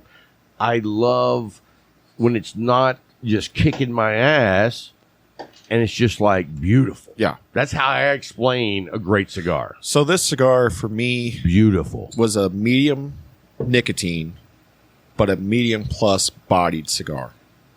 So flavor notes were pretty potent. Nice. I mean, it was a nice medium plus cigar and held its note throughout the entirety of the cigar. And see, with the Cuban, I've never had that. Right. All the Cubans that I've had were like medium at best, Yeah. usually lower. The only really good Cuban that I really did enjoy, and I don't even know who made it, but we had a guy down at the Leaf named 530 Fred that passed away. And when he passed away, Dr. Bill broke out a whole box of Cubans that he'd been sitting on for like 4 years. Yeah. And he gave us all one. And it was really good. I was like, shockingly, I thought it was good. Yeah. You know what I mean? Because I was that Cuban suck Right. mentality. And so Dr. Bill would go over to that, the most world famous cigar lounge in the world where Winston Churchill went Okay. in London. Yeah. I think it was Fox. I'm I not think sure. that's what it's I've called. Heard of it. I can't remember the name. I'm pretty sure it's Fox, but he went over there every year for like a month, Right. and he would just go over there and smoke cigars with those people. And he would always come back with several boxes of Cubans. You know, I'm not that guy. Yeah. I can't afford to drive to Dallas. So Travel across the seas Right. to get my Cubans. Right, but I mean, what a great opportunity for an experience that very few people have had. Yeah. And so, but anyway, he shared those, and they were really good. Yeah. That was the best Cuban I'd ever had. Yeah, that Dunhill probably wasn't the best Cuban I've ever had, but it was way up there. So, can you remember I'm just going to throw it out there, like your top 3 Cubans that you've had? My top 3 Cubans, probably almost all Partagas. Well, no, it's top 3. I don't know in an order, but Okay. the Partagas Series D, number 60. That's just a very nice smoke. Quick, And on a light, medium to heavy? Heavy. Oh, really? heavy. Heavy. It's a heavy flavor, heavy nicotine. Wow. It's but a not little bomb. not a Maduro. No. Not a dark shade. It's a darker shade of a natural. Okay. It's a well-aged natural. But very, very strong cigar. Interesting. Very good. And see, I really just didn't even think that Cubans ever made strong cigars. That's an education. Yeah. I love hearing about someone else's journey that, especially when ours are so similar, that you forked off. Another one would be the Ramon Alones Mexican Selección. Now, why do you say Mexican? It's his Mexican release only. And, okay, so none of the tobacco is from Mexico. Right. It's just all sold, Cuban. Right. It's supposed to be specifically sold to Mexico. Wow. Now, boxes get out Sure. and they get sold. And they're relatively expensive. I want to say they're about $25 a stick. Wow. But they're Now, worth it. did you order those? I did not. Is that the guy's stash? Well, I was gifted one by another gentleman Okay. that's also been instrumental in my cigar journey. Awesome. But Yeah, because your buddy out there, Yeah. he's the one who turned you on to Cubans, and at first you were not excited about that. No, actually, you were like, "That's gonna suck." yeah, the first Cuban I smoked was a Vegas Rabania, and I actually went into it hoping that it was going to be terrible because I didn't want it to be good, and I was blown away. You thought you were gonna smoke it and like smoke half of it, and be like, I'm not finishing that. I'm not finishing that, and that Ramon or the Vegas Rabania, very good cigar, very good cigar. Matter of fact, that'd probably be in my top 3. Wow. They're excellent. I smoked the Punch Coronation. It was kind of a letdown. It was a bland cigar, just a typical. Wasn't bad, but it wasn't great. Yeah, nothing to brag about. Yeah. And I mean, as a regular guy, you're always looking for the one to brag about. Right. You know what I mean? That one that really just lights you on fire. Oh, and the Punch Coronations, they're relatively cheap. I want to say they come in around $7 or $8 a stick, Okay. and they're not terrible, but you're not going to pass them out at a wedding. Well, I mean, I've seen guys pass out cigars at weddings that say, "Congratulations on your son." Right. You know what I mean? Guys that don't smoke cigars, you shouldn't take cigars to events. You know, That's some advice to live by. that's not going to be a job promotion or some kind of special No. occasion cigar. It's No. never going to be that quality. But All right, what else you got? What's number one? What's your number one go-to Cuban? Partagas Aristocrat. Really? Yeah. So just it's good every time. It's good every time. It's Corona. It's probably a 5.5 by 44. Have you experienced 46. any construction issues with that cigar? Not with that cigar. Okay. As a matter of fact, I haven't had any issues at all with any of the Partagas I've smoked. Really? None of them. Okay. Well, that's good to know. Yeah. I mean, that already tells me that I would like to lean towards ordering a box of those. Partagas. No. I don't think you can go wrong with Partagas, in my opinion. It supersedes the American version of Partagas, in my opinion, as well. Except for the Partagas Black. I've smoked a Partagas Black, finally. It's a good cigar, but it doesn't stack up to their Cubans. I don't say that it's a good cigar. It is. Yeah. But I say it's a unique cigar. Yeah. Like, you could take the band off of that and I smoke it and I could tell you that's a Partagas Black. Right. So when you can do that with a cigar, to me, that makes it special. Now, that all the Cubans and me smoking the Cubans and whatnot, I will say that I'm not giving up on Nicaraguan or South American cigars or American-made cigars or anything like that. I would suspect that it's just like night and day. Yeah. Like, even though these Cubans are really good, Right. the American versions of whatever is like has its own uniqueness as well. You know what I mean? Right. It's like you can't say, well, this one's better or worse. It's like, what do I want to smoke? Yeah. Yeah, I really, really liked the Romeo and Julietas that I've smoked and the Monte Cristo. I've got all my bands on my... Oh, nice. Some of the bands of stuff that I've smoked. Very cool. Yeah, I would love to take that journey, and maybe someday I'll get the opportunity. Right. It's awesome that you're out there in the landscape that's available. Right. Because, I mean, it's not everywhere. Well, it's another way for a group of guys to get together and also branch out on their cigar journeys as well, because the shop out there, as good as the Hemingway is, it's lacking in its diversity. And that's what we love. Right. I say that all the time. Cigar shops are the most diversified business on the planet. And that's not just cigars. That's everything. Yeah. And we're just so fortunate to be here in Abilene and have the Leaf to go to with all the variety that we have. I mean, and you know, to be fair, when you came back the very first time from the Hemingway, you were not very kind about the Hemingway.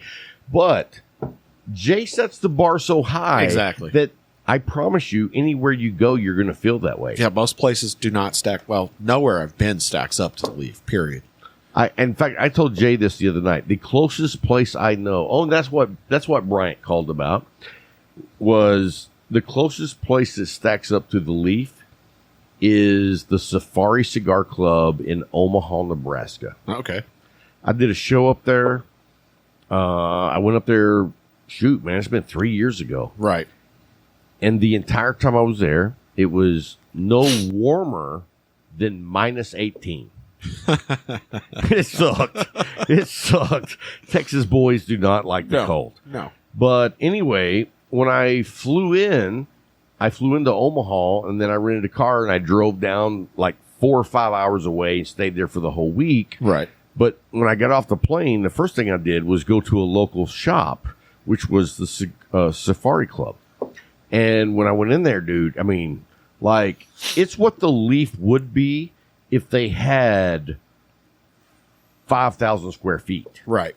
You know what I mean? Right. And so the humidor was actually bigger than the Leafs. Yeah.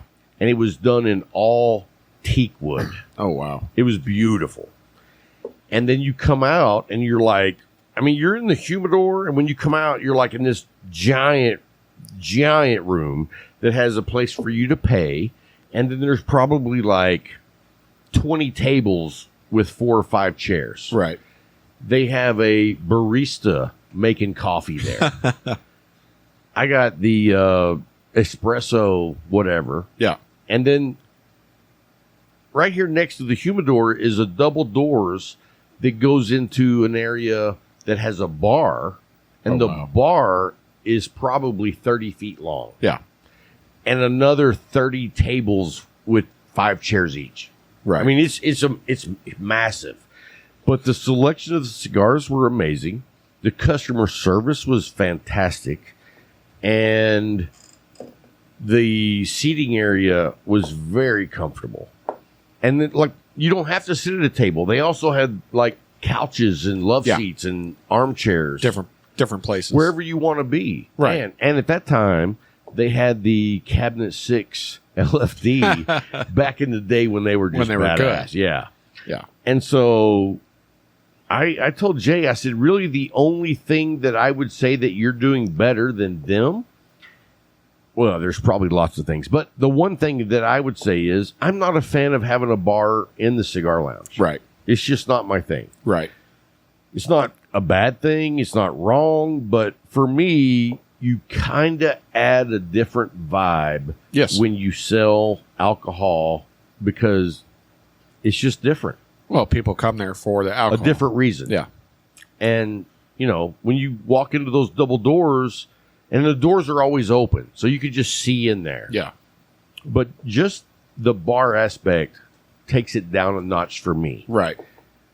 Now, there's nights when I wish Jay had a bar. But that's rare. Yeah, I want it both ways. Right. I don't want to go to a bar. Yeah. It's not my scene. But anyway, man, thanks for sharing your journey on the Cubans. No. And I love that you're doing that because it's like one of those things where I've never felt like I had the opportunity to do that. Right, right. You know what I mean? And I mean, I know you can order Cubans online. Yeah. But that's not how you started. No. You know what I mean? You were around guys that smoke Cubans. Exactly. I was with guys who had already ordered their stuff online. Right. I didn't have to go through all that meticulous waiting for right. 4 to 6 because weeks. With it, you may get them in 4 to 6 weeks. Yeah. Slight possibility that you may not, but they cover the expense. Correct. And reorder you the same whatever. Yeah. And as many times as it takes to get you those cigars. Yeah. Which you said you only know of 2 instances. I know of 2 instances from guys who have been ordering Cubans for over a year apiece, and they've had lost 2 boxes, and both were replaced. And so, I mean, you know, your chances are pretty low Yeah. that you're not going to get it in 4 to 6 weeks.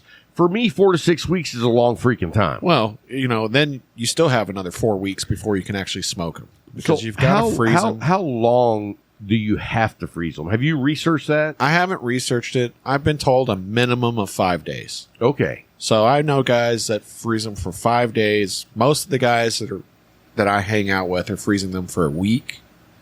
The big collector, he's freezing them for 2 to 3 months. Really? Yes. Wow. Don't know why. There's not a reason. It's a bit excessive, but he's got so much inventory. He's also not in a hurry. It's also storage. Yeah. Wow. Yeah. He doesn't have to worry about them while they're He's in the got to freezer. smoke down his inventory to make room for those. To make room for them or buy some more igloos or humidors or something. And what was this guy's address? So, anyway, no, what a great opportunity, dude. Yeah. I mean, what a great opportunity. It's been really like, if someone fascinating told and me fun. that I had to go to Midland, I'd be like, well, that's going to suck. Well, that's my initial thought was. But look at the opportunity that you would have never had if Yeah. you had not gone there. Right. I mean- I mean, I definitely wouldn't have had it. Smoking cigars has made that journey, Possible. well, not just possible, but more enjoyable. Right. I would have probably had to go to Midland at some point in time for work anyway, but I wouldn't have been able to have an activity that I enjoy doing and meet all these fascinating people that I've met in Midland had I not been smoking cigars. Absolutely. And it's the best community that I know of. Hands down. Across the board. Hands down. And I've met people from all walks of life. I mean, people that don't have 10 cents to their name and people that got 10 million to their name. And it's just everybody's. We were talking about that earlier, like how much this guy's worth. Yeah. And I'm like, I would have never known he was worth a dime. Right.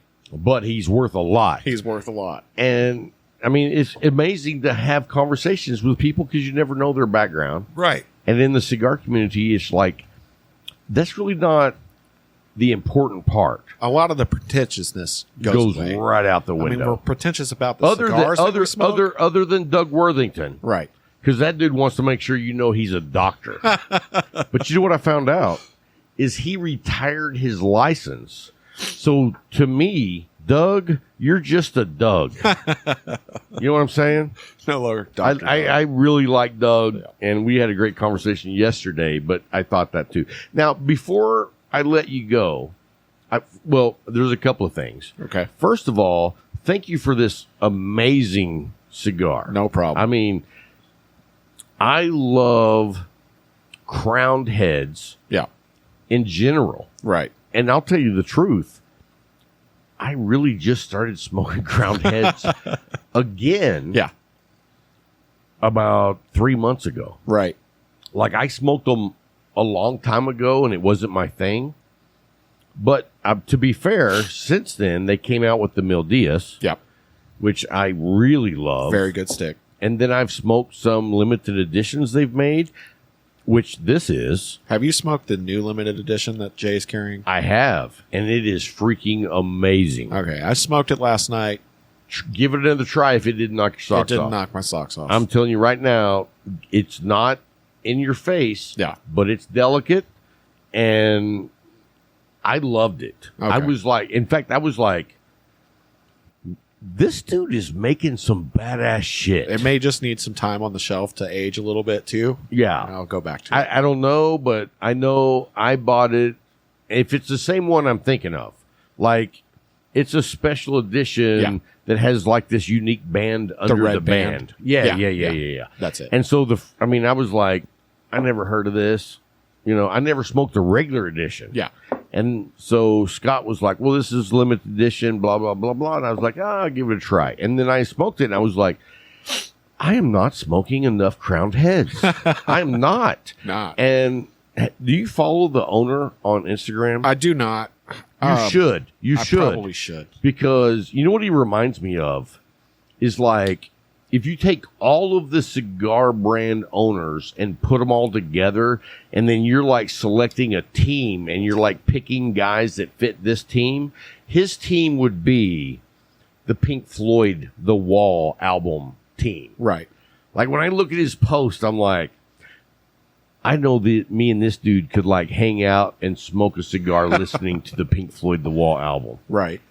He's just laid back, cool, unique. And so I really didn't smoke a lot of Crown Heads before 3 to 4 months ago. So I found Crown Heads in the Leaf going through this weird journey of trying to find the oldest cigars in the Leaf to smoke. And a lot of the Crown Heads, unfortunately, don't move. Unfortunately for probably Jay, very fortunate for me. Very fortunate for us. Yeah.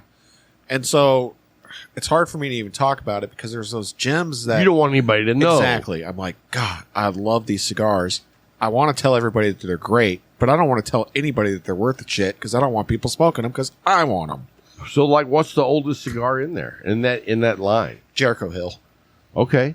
And see, let me tell you, I'm going to say probably about 4 or 5 years ago, I smoked a Jericho Hill. Yeah. And it was plugged. Yeah. And back then, I wouldn't give you a second chance. Right. You know what I mean? I'm just that kind of an asshole. Well, I'd go back to it now. I have. Yeah. In the last 3 or 4 months, Okay. I've started smoking across the line. Those are 4 to 5 years old. And I have been very impressed. Yeah. And so far, my favorite, though, is that Mildea 6x46. That's a great cigar. I mean, the flavor profile just blows me away. Absolutely.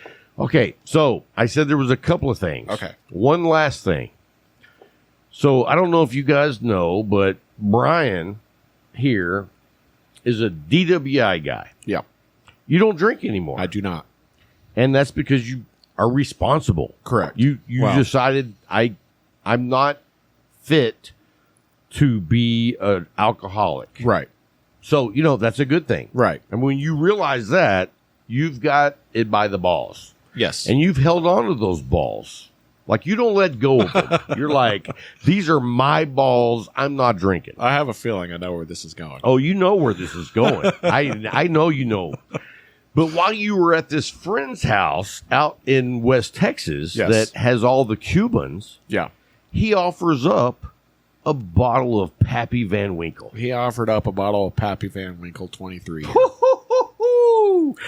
I don't think I'll probably ever in my lifetime see that bottle. Yeah. Like, that is royalty Exactly. in the bourbon family. It's the closest that I've come to drinking in 16 years. When you told me that you didn't drink it, I was like, that dude has alcohol by the balls. So I was smoking the Dunhill at that time, and he busted out this bottle of Pappy 23. Now, the Dunhill, is that very strong?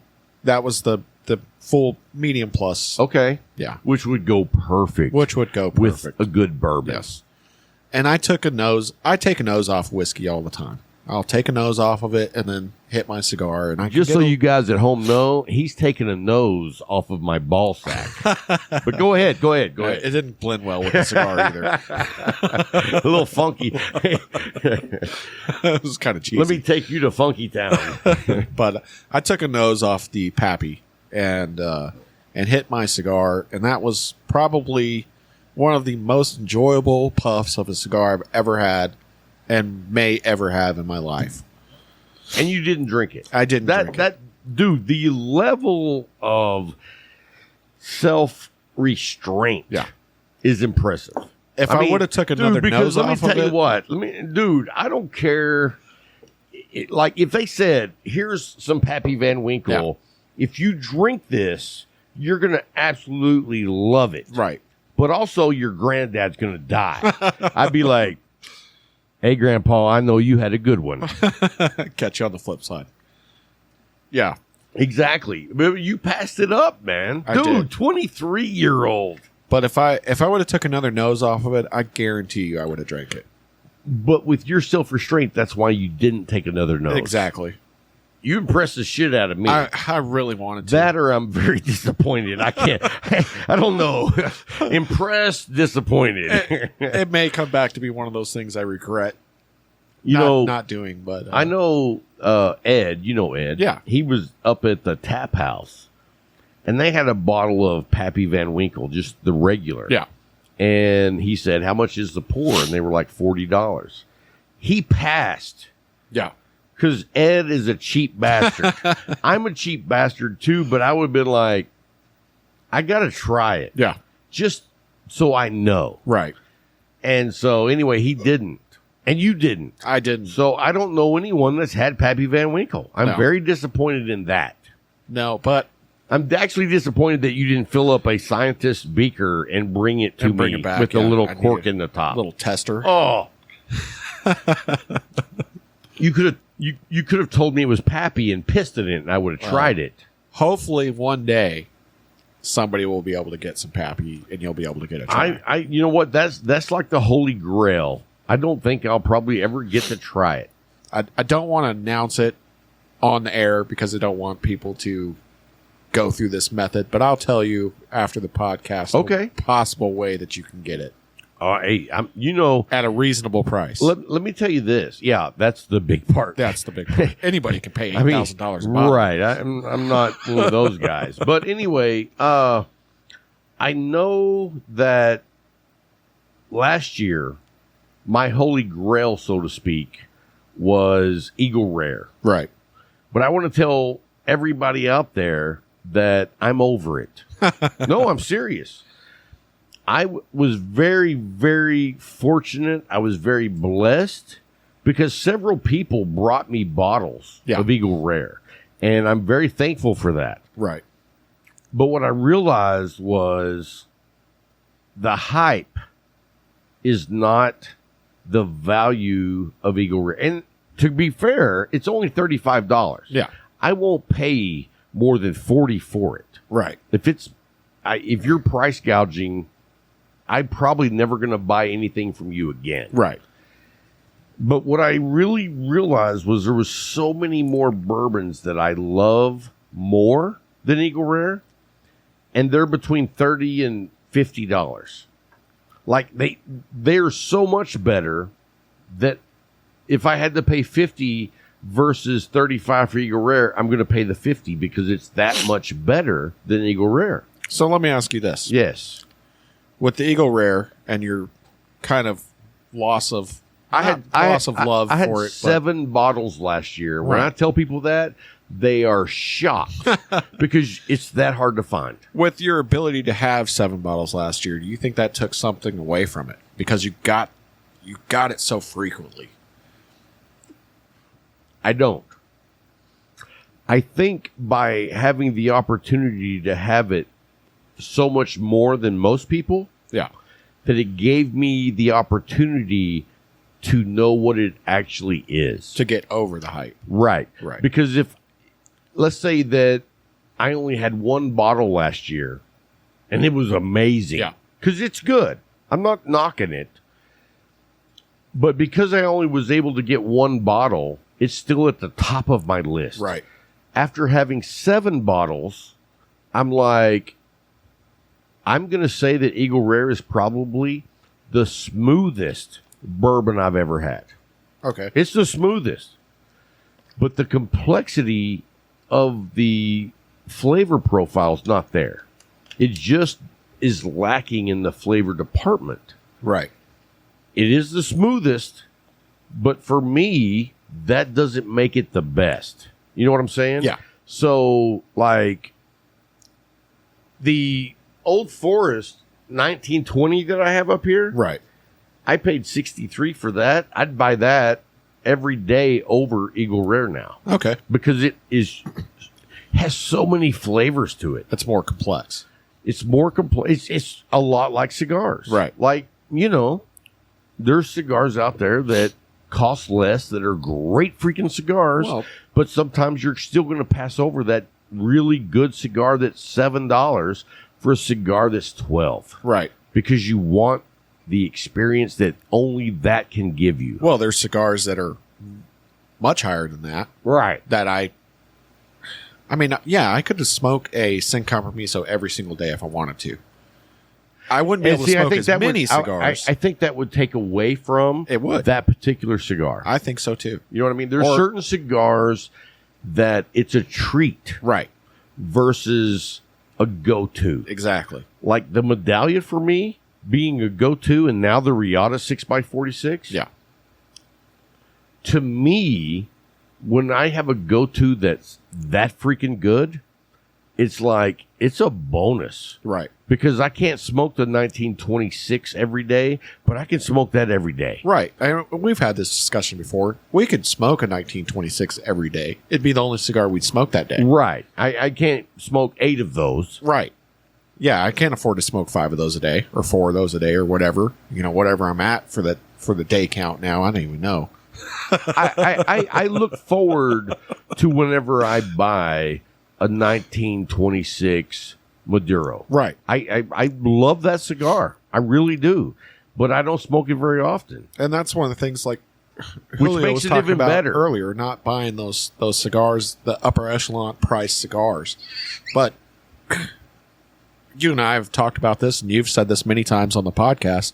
At least once a month, or once every other month, you should buy a high-end cigar Treat just to yourself. experience it. Just to treat yourself. Treat yourself, and it may not be a treat. Right. It may be an experience to get you to the next level where it will become a treat. Yes. You know what I'm saying? Yeah. It's like, because sometimes, I told you, the first time I smoked a 26, I was like, it was all right. Well, yeah. The But first time I smoked a Reserva, well, Yeah, same here. nothing to brag about. But by the 5th time I smoked one, I was like, Oh, this is I'm a like, good can you cigar." bring me some lube? Because I'm fixing to rub one out on this one. That's how good that is. Old big boy over there is giving me the don't go there. Hey, you know what? We didn't cover any sponsors in the first segment, but we kind of did. We talked about the Leaf. Yeah. We talked about Tabanero. Right. We've now talked about McAuliffe. McAuliffe. Look down in the show notes, and there is a link to all of our sponsors. But go by and check them out because, dude, we are not peddling snake oil. Right. We are suggesting the best of what we have found in our journeys. Right. I know you smoke a ton of McAuliffe. I know you smoke a ton of Tabanero. Yes. And I know you buy them a shit ton of them from the Leaf. you are our ideal demographic.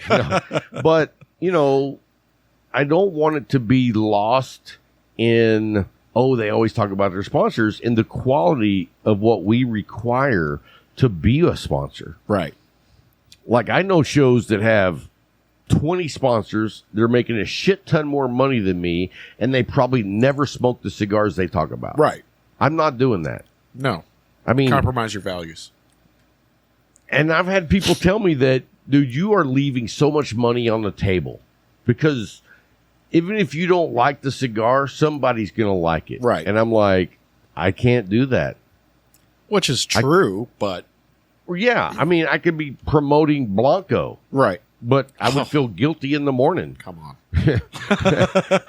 I'm like, hey, did I leave my shirt over there last night? I'd feel guilty. But, you know, so if you haven't tried Tabanero or McAuliffe cigars, all you got to do is call Jay.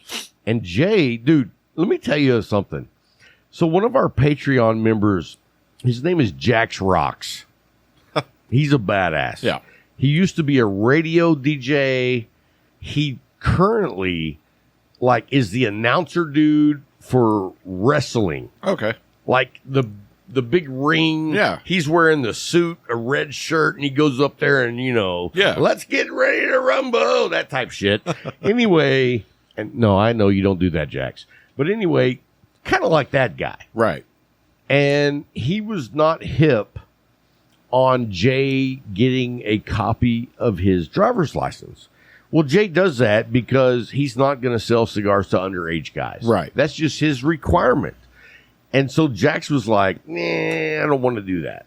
And then, I don't know, 2 or 3 weeks ago, Jax sends me a message and he's like, dude, Jay took care of me. I can't believe I've been holding out so long.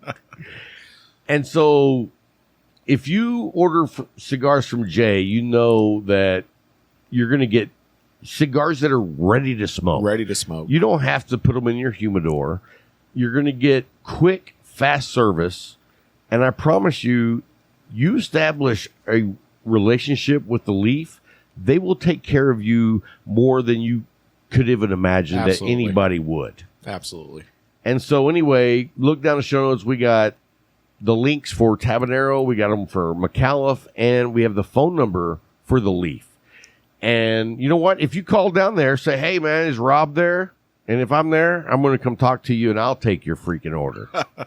Anyway, guys, we're going to get Julio Gonzalez back on the show. Hey, thanks for coming by. Heck yeah. Coming by, period. Anytime. We didn't even plan on you being on the show. You sent me a message that said, hey, I'm on my way to the Leaf, and I haven't seen you, so of course I'm going to go down to the Leaf, except we were recording today, and I was like, hey, come over here if you're available. right. And you did, so thank you. Awesome. All right, guys, we'll be right back after a quick break.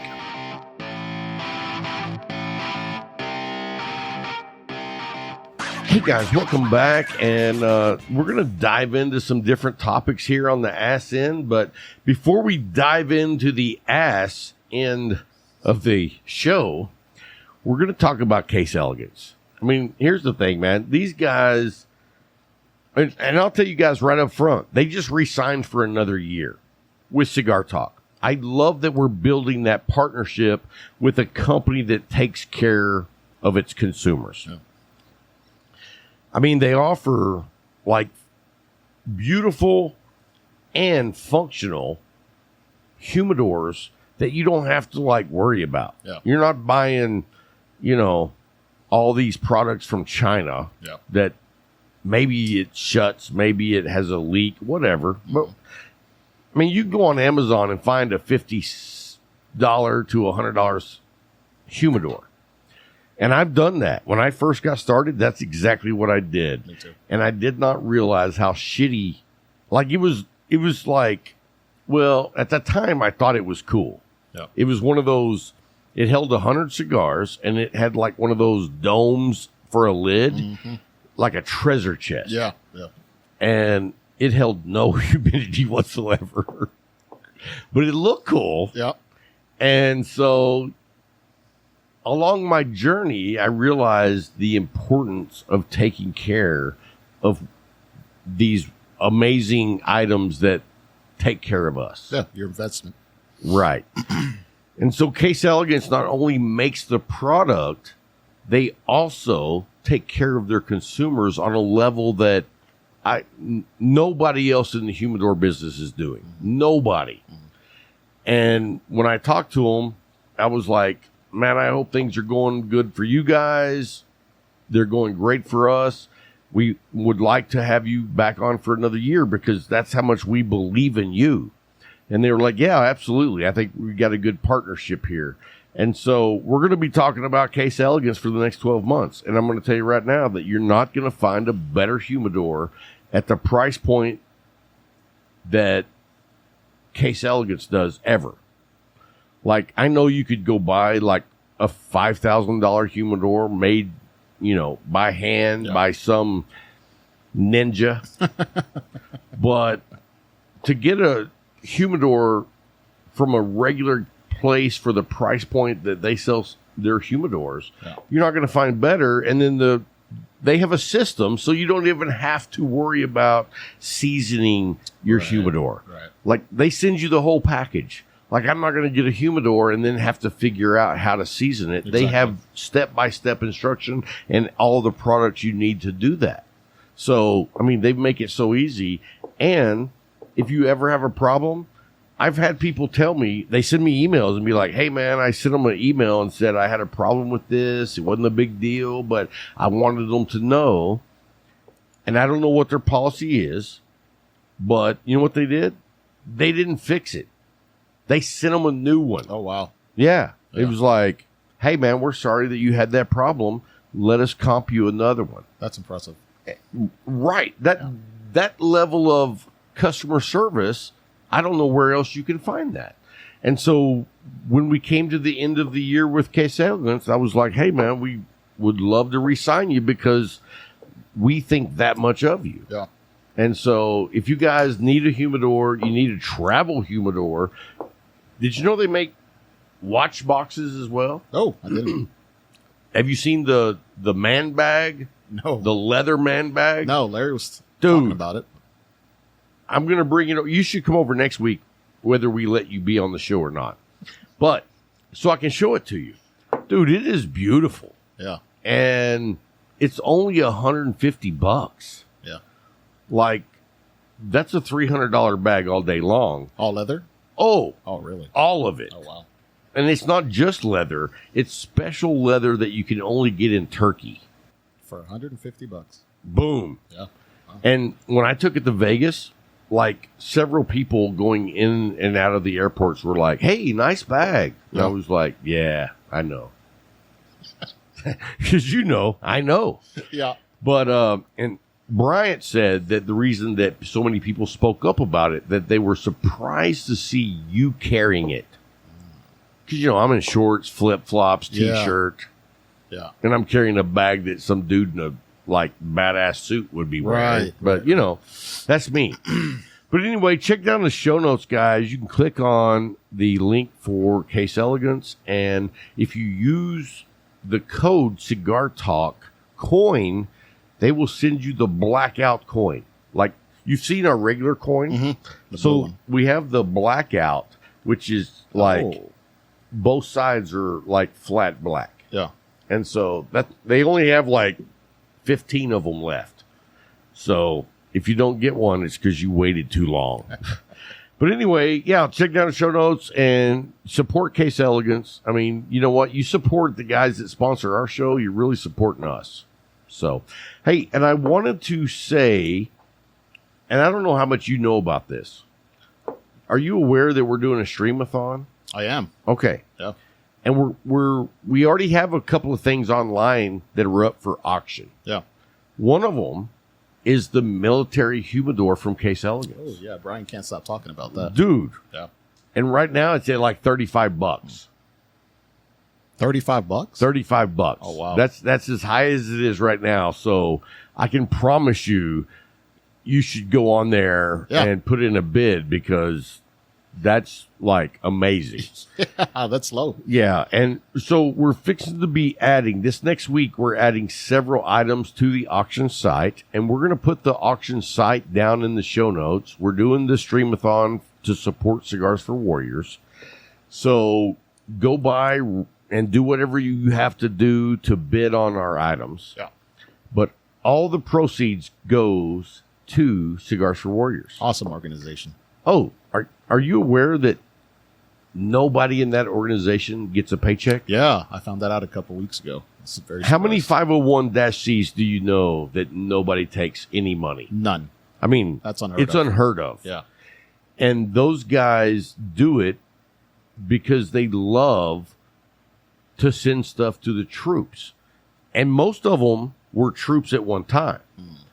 And during the streamathon, we're going to have a soldier on that was overseas and got some Cigars for Warriors packages, and let him tell everybody from firsthand experience what it means to them. Yeah. Because a lot of people don't know, the impact that you have sending cigars to the soldiers overseas, that their whole platoon can sit back and enjoy a smoke together. Yeah. You know what I mean? Yeah. I was telling somebody about the charity event, and they were like, yeah, but what's in the care packages? I mean, you're not sending them cigars, are you?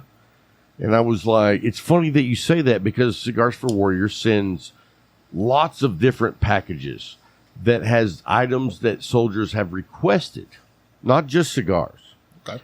But the number one thing they get requested is cigars. Right. And the soldiers that I've read what they said about it was like, dude, what you don't understand is this is that one opportunity that we can sit down as a complete platoon and enjoy some free time and not think about where we are. Yeah. Have a small taste of home.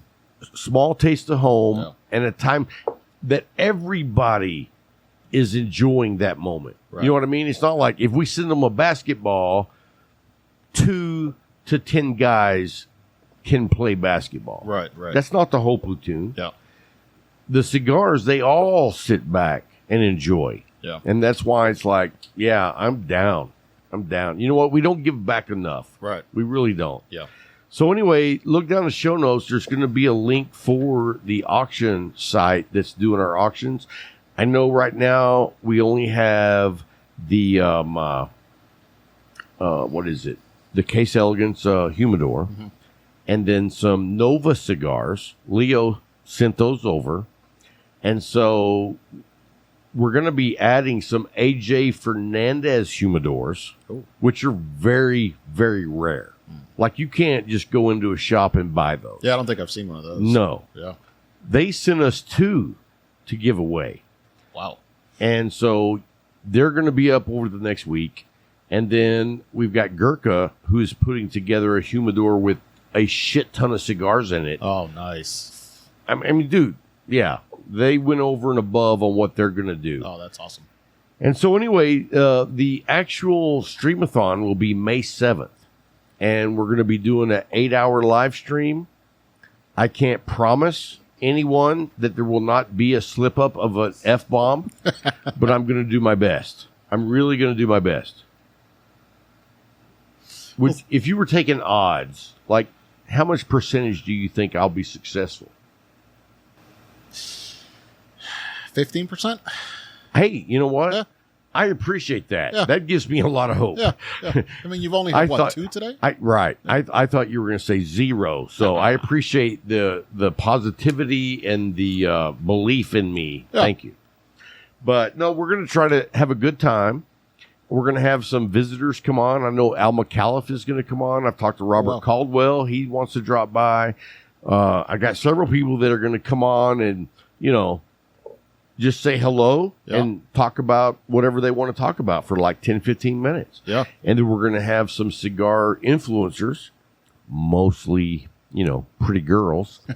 And we're going to have them come on and say hello. Do you know who our co-host is going to be? No. Little Cisco Kid is Okay. going to fly in Oh, wow. because that's how much Cigars for Warriors means to her. We're not paying her. Yeah. She's doing this on her own dime. And so, I mean, that says a lot to me about someone in the cigar community that is an influencer. 100%. Says, you know what? I want to be a part of that because I support what they do. Yeah. If that doesn't make you want to join in and support the soldiers, then you probably should not listen to this Yeah. show. No, that's impressive. Yeah. I mean, she's in, Florida? She's in, North Carolina or okay. Florida, depending on when you talk to her. But, she's busy. Yeah. She flies all over doing stuff. And the fact that she was saying, I want to do this, I'm like, cool. You know what I mean? So we're real excited about that. We're going to be doing it from the Leaf. We're going to be announcing the winners on the auctions. We're going to be talking to all the people that are in the industry one way or the other. Yeah. And it's just going to be fun. And I want to tell you right now, we start live at noon. Okay. We're going to go all the way to 8 p.m. I'm going to start drinking at 11. 11 a.m., I'm going to have my first drink. And I'm excited to see if someone has to step in for me or not. You know what I That's mean? what you should take odds on. Yeah, well, yeah. I Yeah. mean, like, is Jay going to have to take over Yeah. or Bryant? Yeah. I think I can make it. Just take a small nap in between. You'll be all right. Oh, there'll be no time for naps.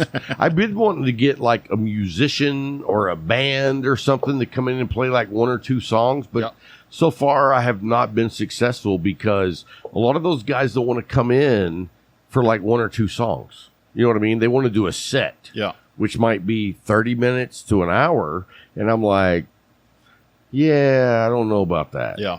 And we're not going to have time for you to set up and tear down and all that. Because I talked to a band and I was like, I would prefer that y'all just set up in the alley. Oh, okay. And they were like, what? I was like, dude, we got a great alley. We could stream that live. Yeah. I don't think they understood what I was saying. Yeah. But you get it. Yep. I do. Are you musical? Nothing. Nothing. Is your wife musical? No. So your kids have no musical talents. I don't know yet. He's only 12. He might develop something. I don't know. I didn't realize your son was that old. 12. How's that age treating you? Good so far. We're a year away from the teenage years, so we'll see how that changes. You know, with my son, it really didn't take a big turn. That's good. My daughter, on the other hand, was a huge turn. My daughter was daddy's girl, and then when she hit like 12 and a half, I was the devil. Whatever I said was like blasphemy. That seems to be all my buddies with girls have pretty much the same. My daughter left when she was 17 and went to Australia for 18 months. Wow. So she came back at almost 19. No, she was 19. Yeah. And now we're like really close. So it does come around. Sure. And I always heard that, but I was so like after 5 years of just constant, I was like, it's not going to happen for me. It's not coming back around. She hates me. And then when it did come back around, you're like, digging it. Yeah. Digging it. Now she's bringing you fries to the leaf. Right. Yeah, you were there. Yeah. So, I mean, it's a great turnaround. Yeah. But anyway, I don't know how we got on that. Anyway, so where we were going to go for the last segment is we had Brian give us his top 5, and you brought your top 5. Yeah, and 2 of mine. Mimic. 1 of mine. Okay, one of yours. Did you rank them? Yeah. All right, well, let's start with number 5. Number 5 is Nub, Connecticut. The Nub, Connecticut with the Oliva, Connecticut Reserve. Yeah, Oliva. Yeah, Oliva. Oliva? You know. I know because you're from Brazil. Spanish is my first language. I call it Oliva. That's my number 5. I see, and let me tell you this. I told you earlier that I had smoked the Cameroon and I didn't like it, but I'm also thinking now that I smoked the Connecticut Nub and I didn't like it either. Because for me, it had that wrapper that really dries out your palate. Oh, I haven't experienced that. And maybe it was different for you than it was for me, and maybe it was a completely different cigar. I'm not 100% sure. Yeah, because I stay away from those.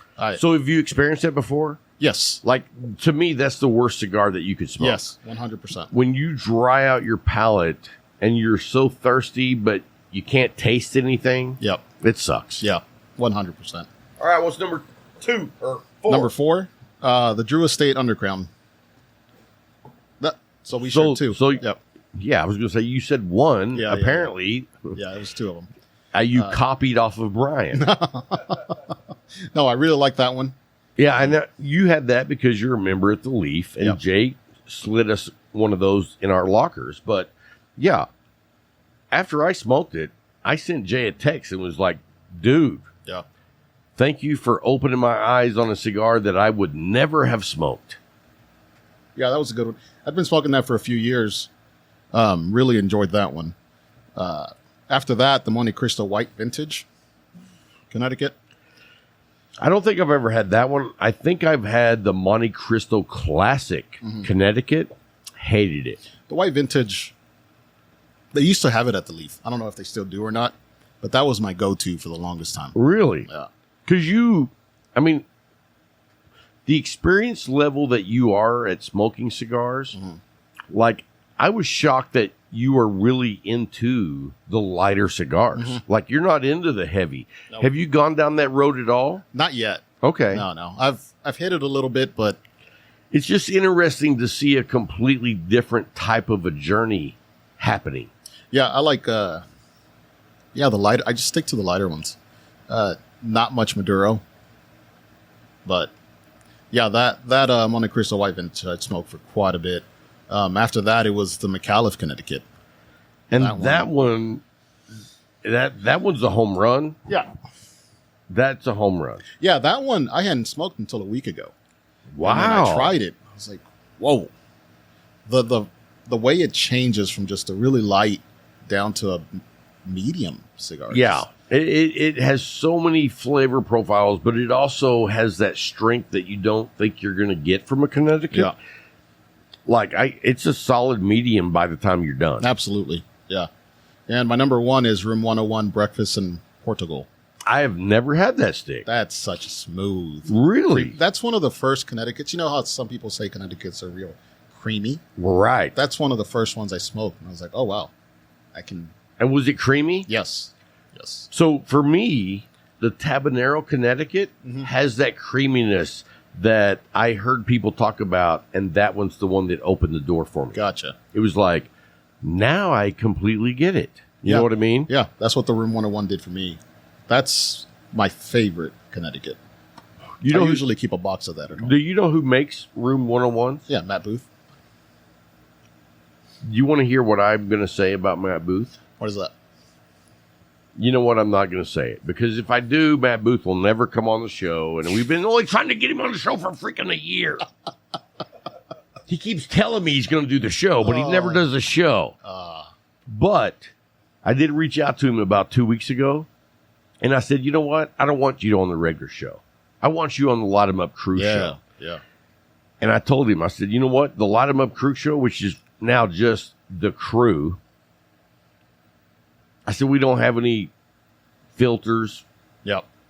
No censorship. Oh, yeah. We say whatever it is the F we want. Yep.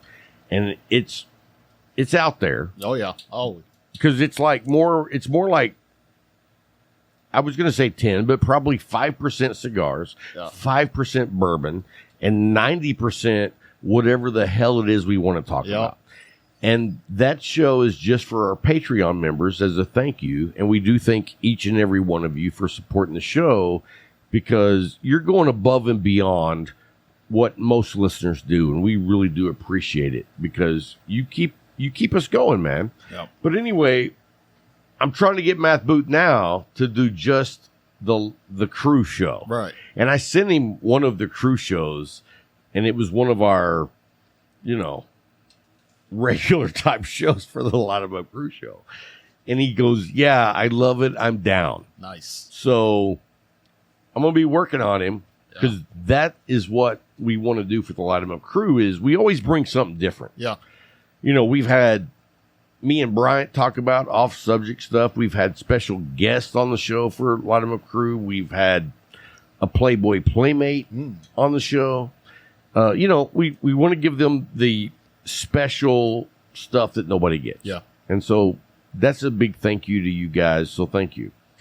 And I have no idea what we were talking about. Oh, you were talking about your cigars, your Connecticut. Yeah, that was the last one. That was my number one. That was your last one. Why Yeah. you burned through those? Did we? I mean, it was pretty quick. You didn't tell us about any notes, how strong they were. Well, I got Larry giving me the side eye over here. No, he said to speak into the mic. That's all he ever means. No, I know. Tell him, Larry. Yeah, that's all I want. Yeah, speak into the mic. I mean, based on your accuracy on speaking into the microphone, you will never be able to work successfully at a glory hole. Just saying. You're all over the place. I'm okay with that. Completely hey, okay with that. And not everybody wants or has career goals. So I get it. So anyway, hey man, that is going to wrap up this week's show. I hope you enjoyed it. We covered a lot of different type cigars, especially in the Connecticut realm. I loved hearing some of the journey that Brian has had on the Cubans. It really piques my interest. Yeah, absolutely. In the Cuban realm, and I don't know that it's obtainable for me at this point. You know what I mean? Yeah. There might be like a way that here's how I would see that working. If we could take just people that are in the Leaf members area and say, you know what, let's start our own little group of the Cuban explorers. And we all chip in some money every month and buy a box of Cubans to check them out. Yeah. What do you think about that? That's awesome. Would you be down? Yeah. Larry? 100%. Yeah. Larry's down. Yeah. We know WillCockson's down. I mean, anybody that has Cox in his name is going to be down. That's just my theory. I could be wrong. But anyway, that's going to wrap it up for this week's show, guys. And until next time, Keep smoking. boom!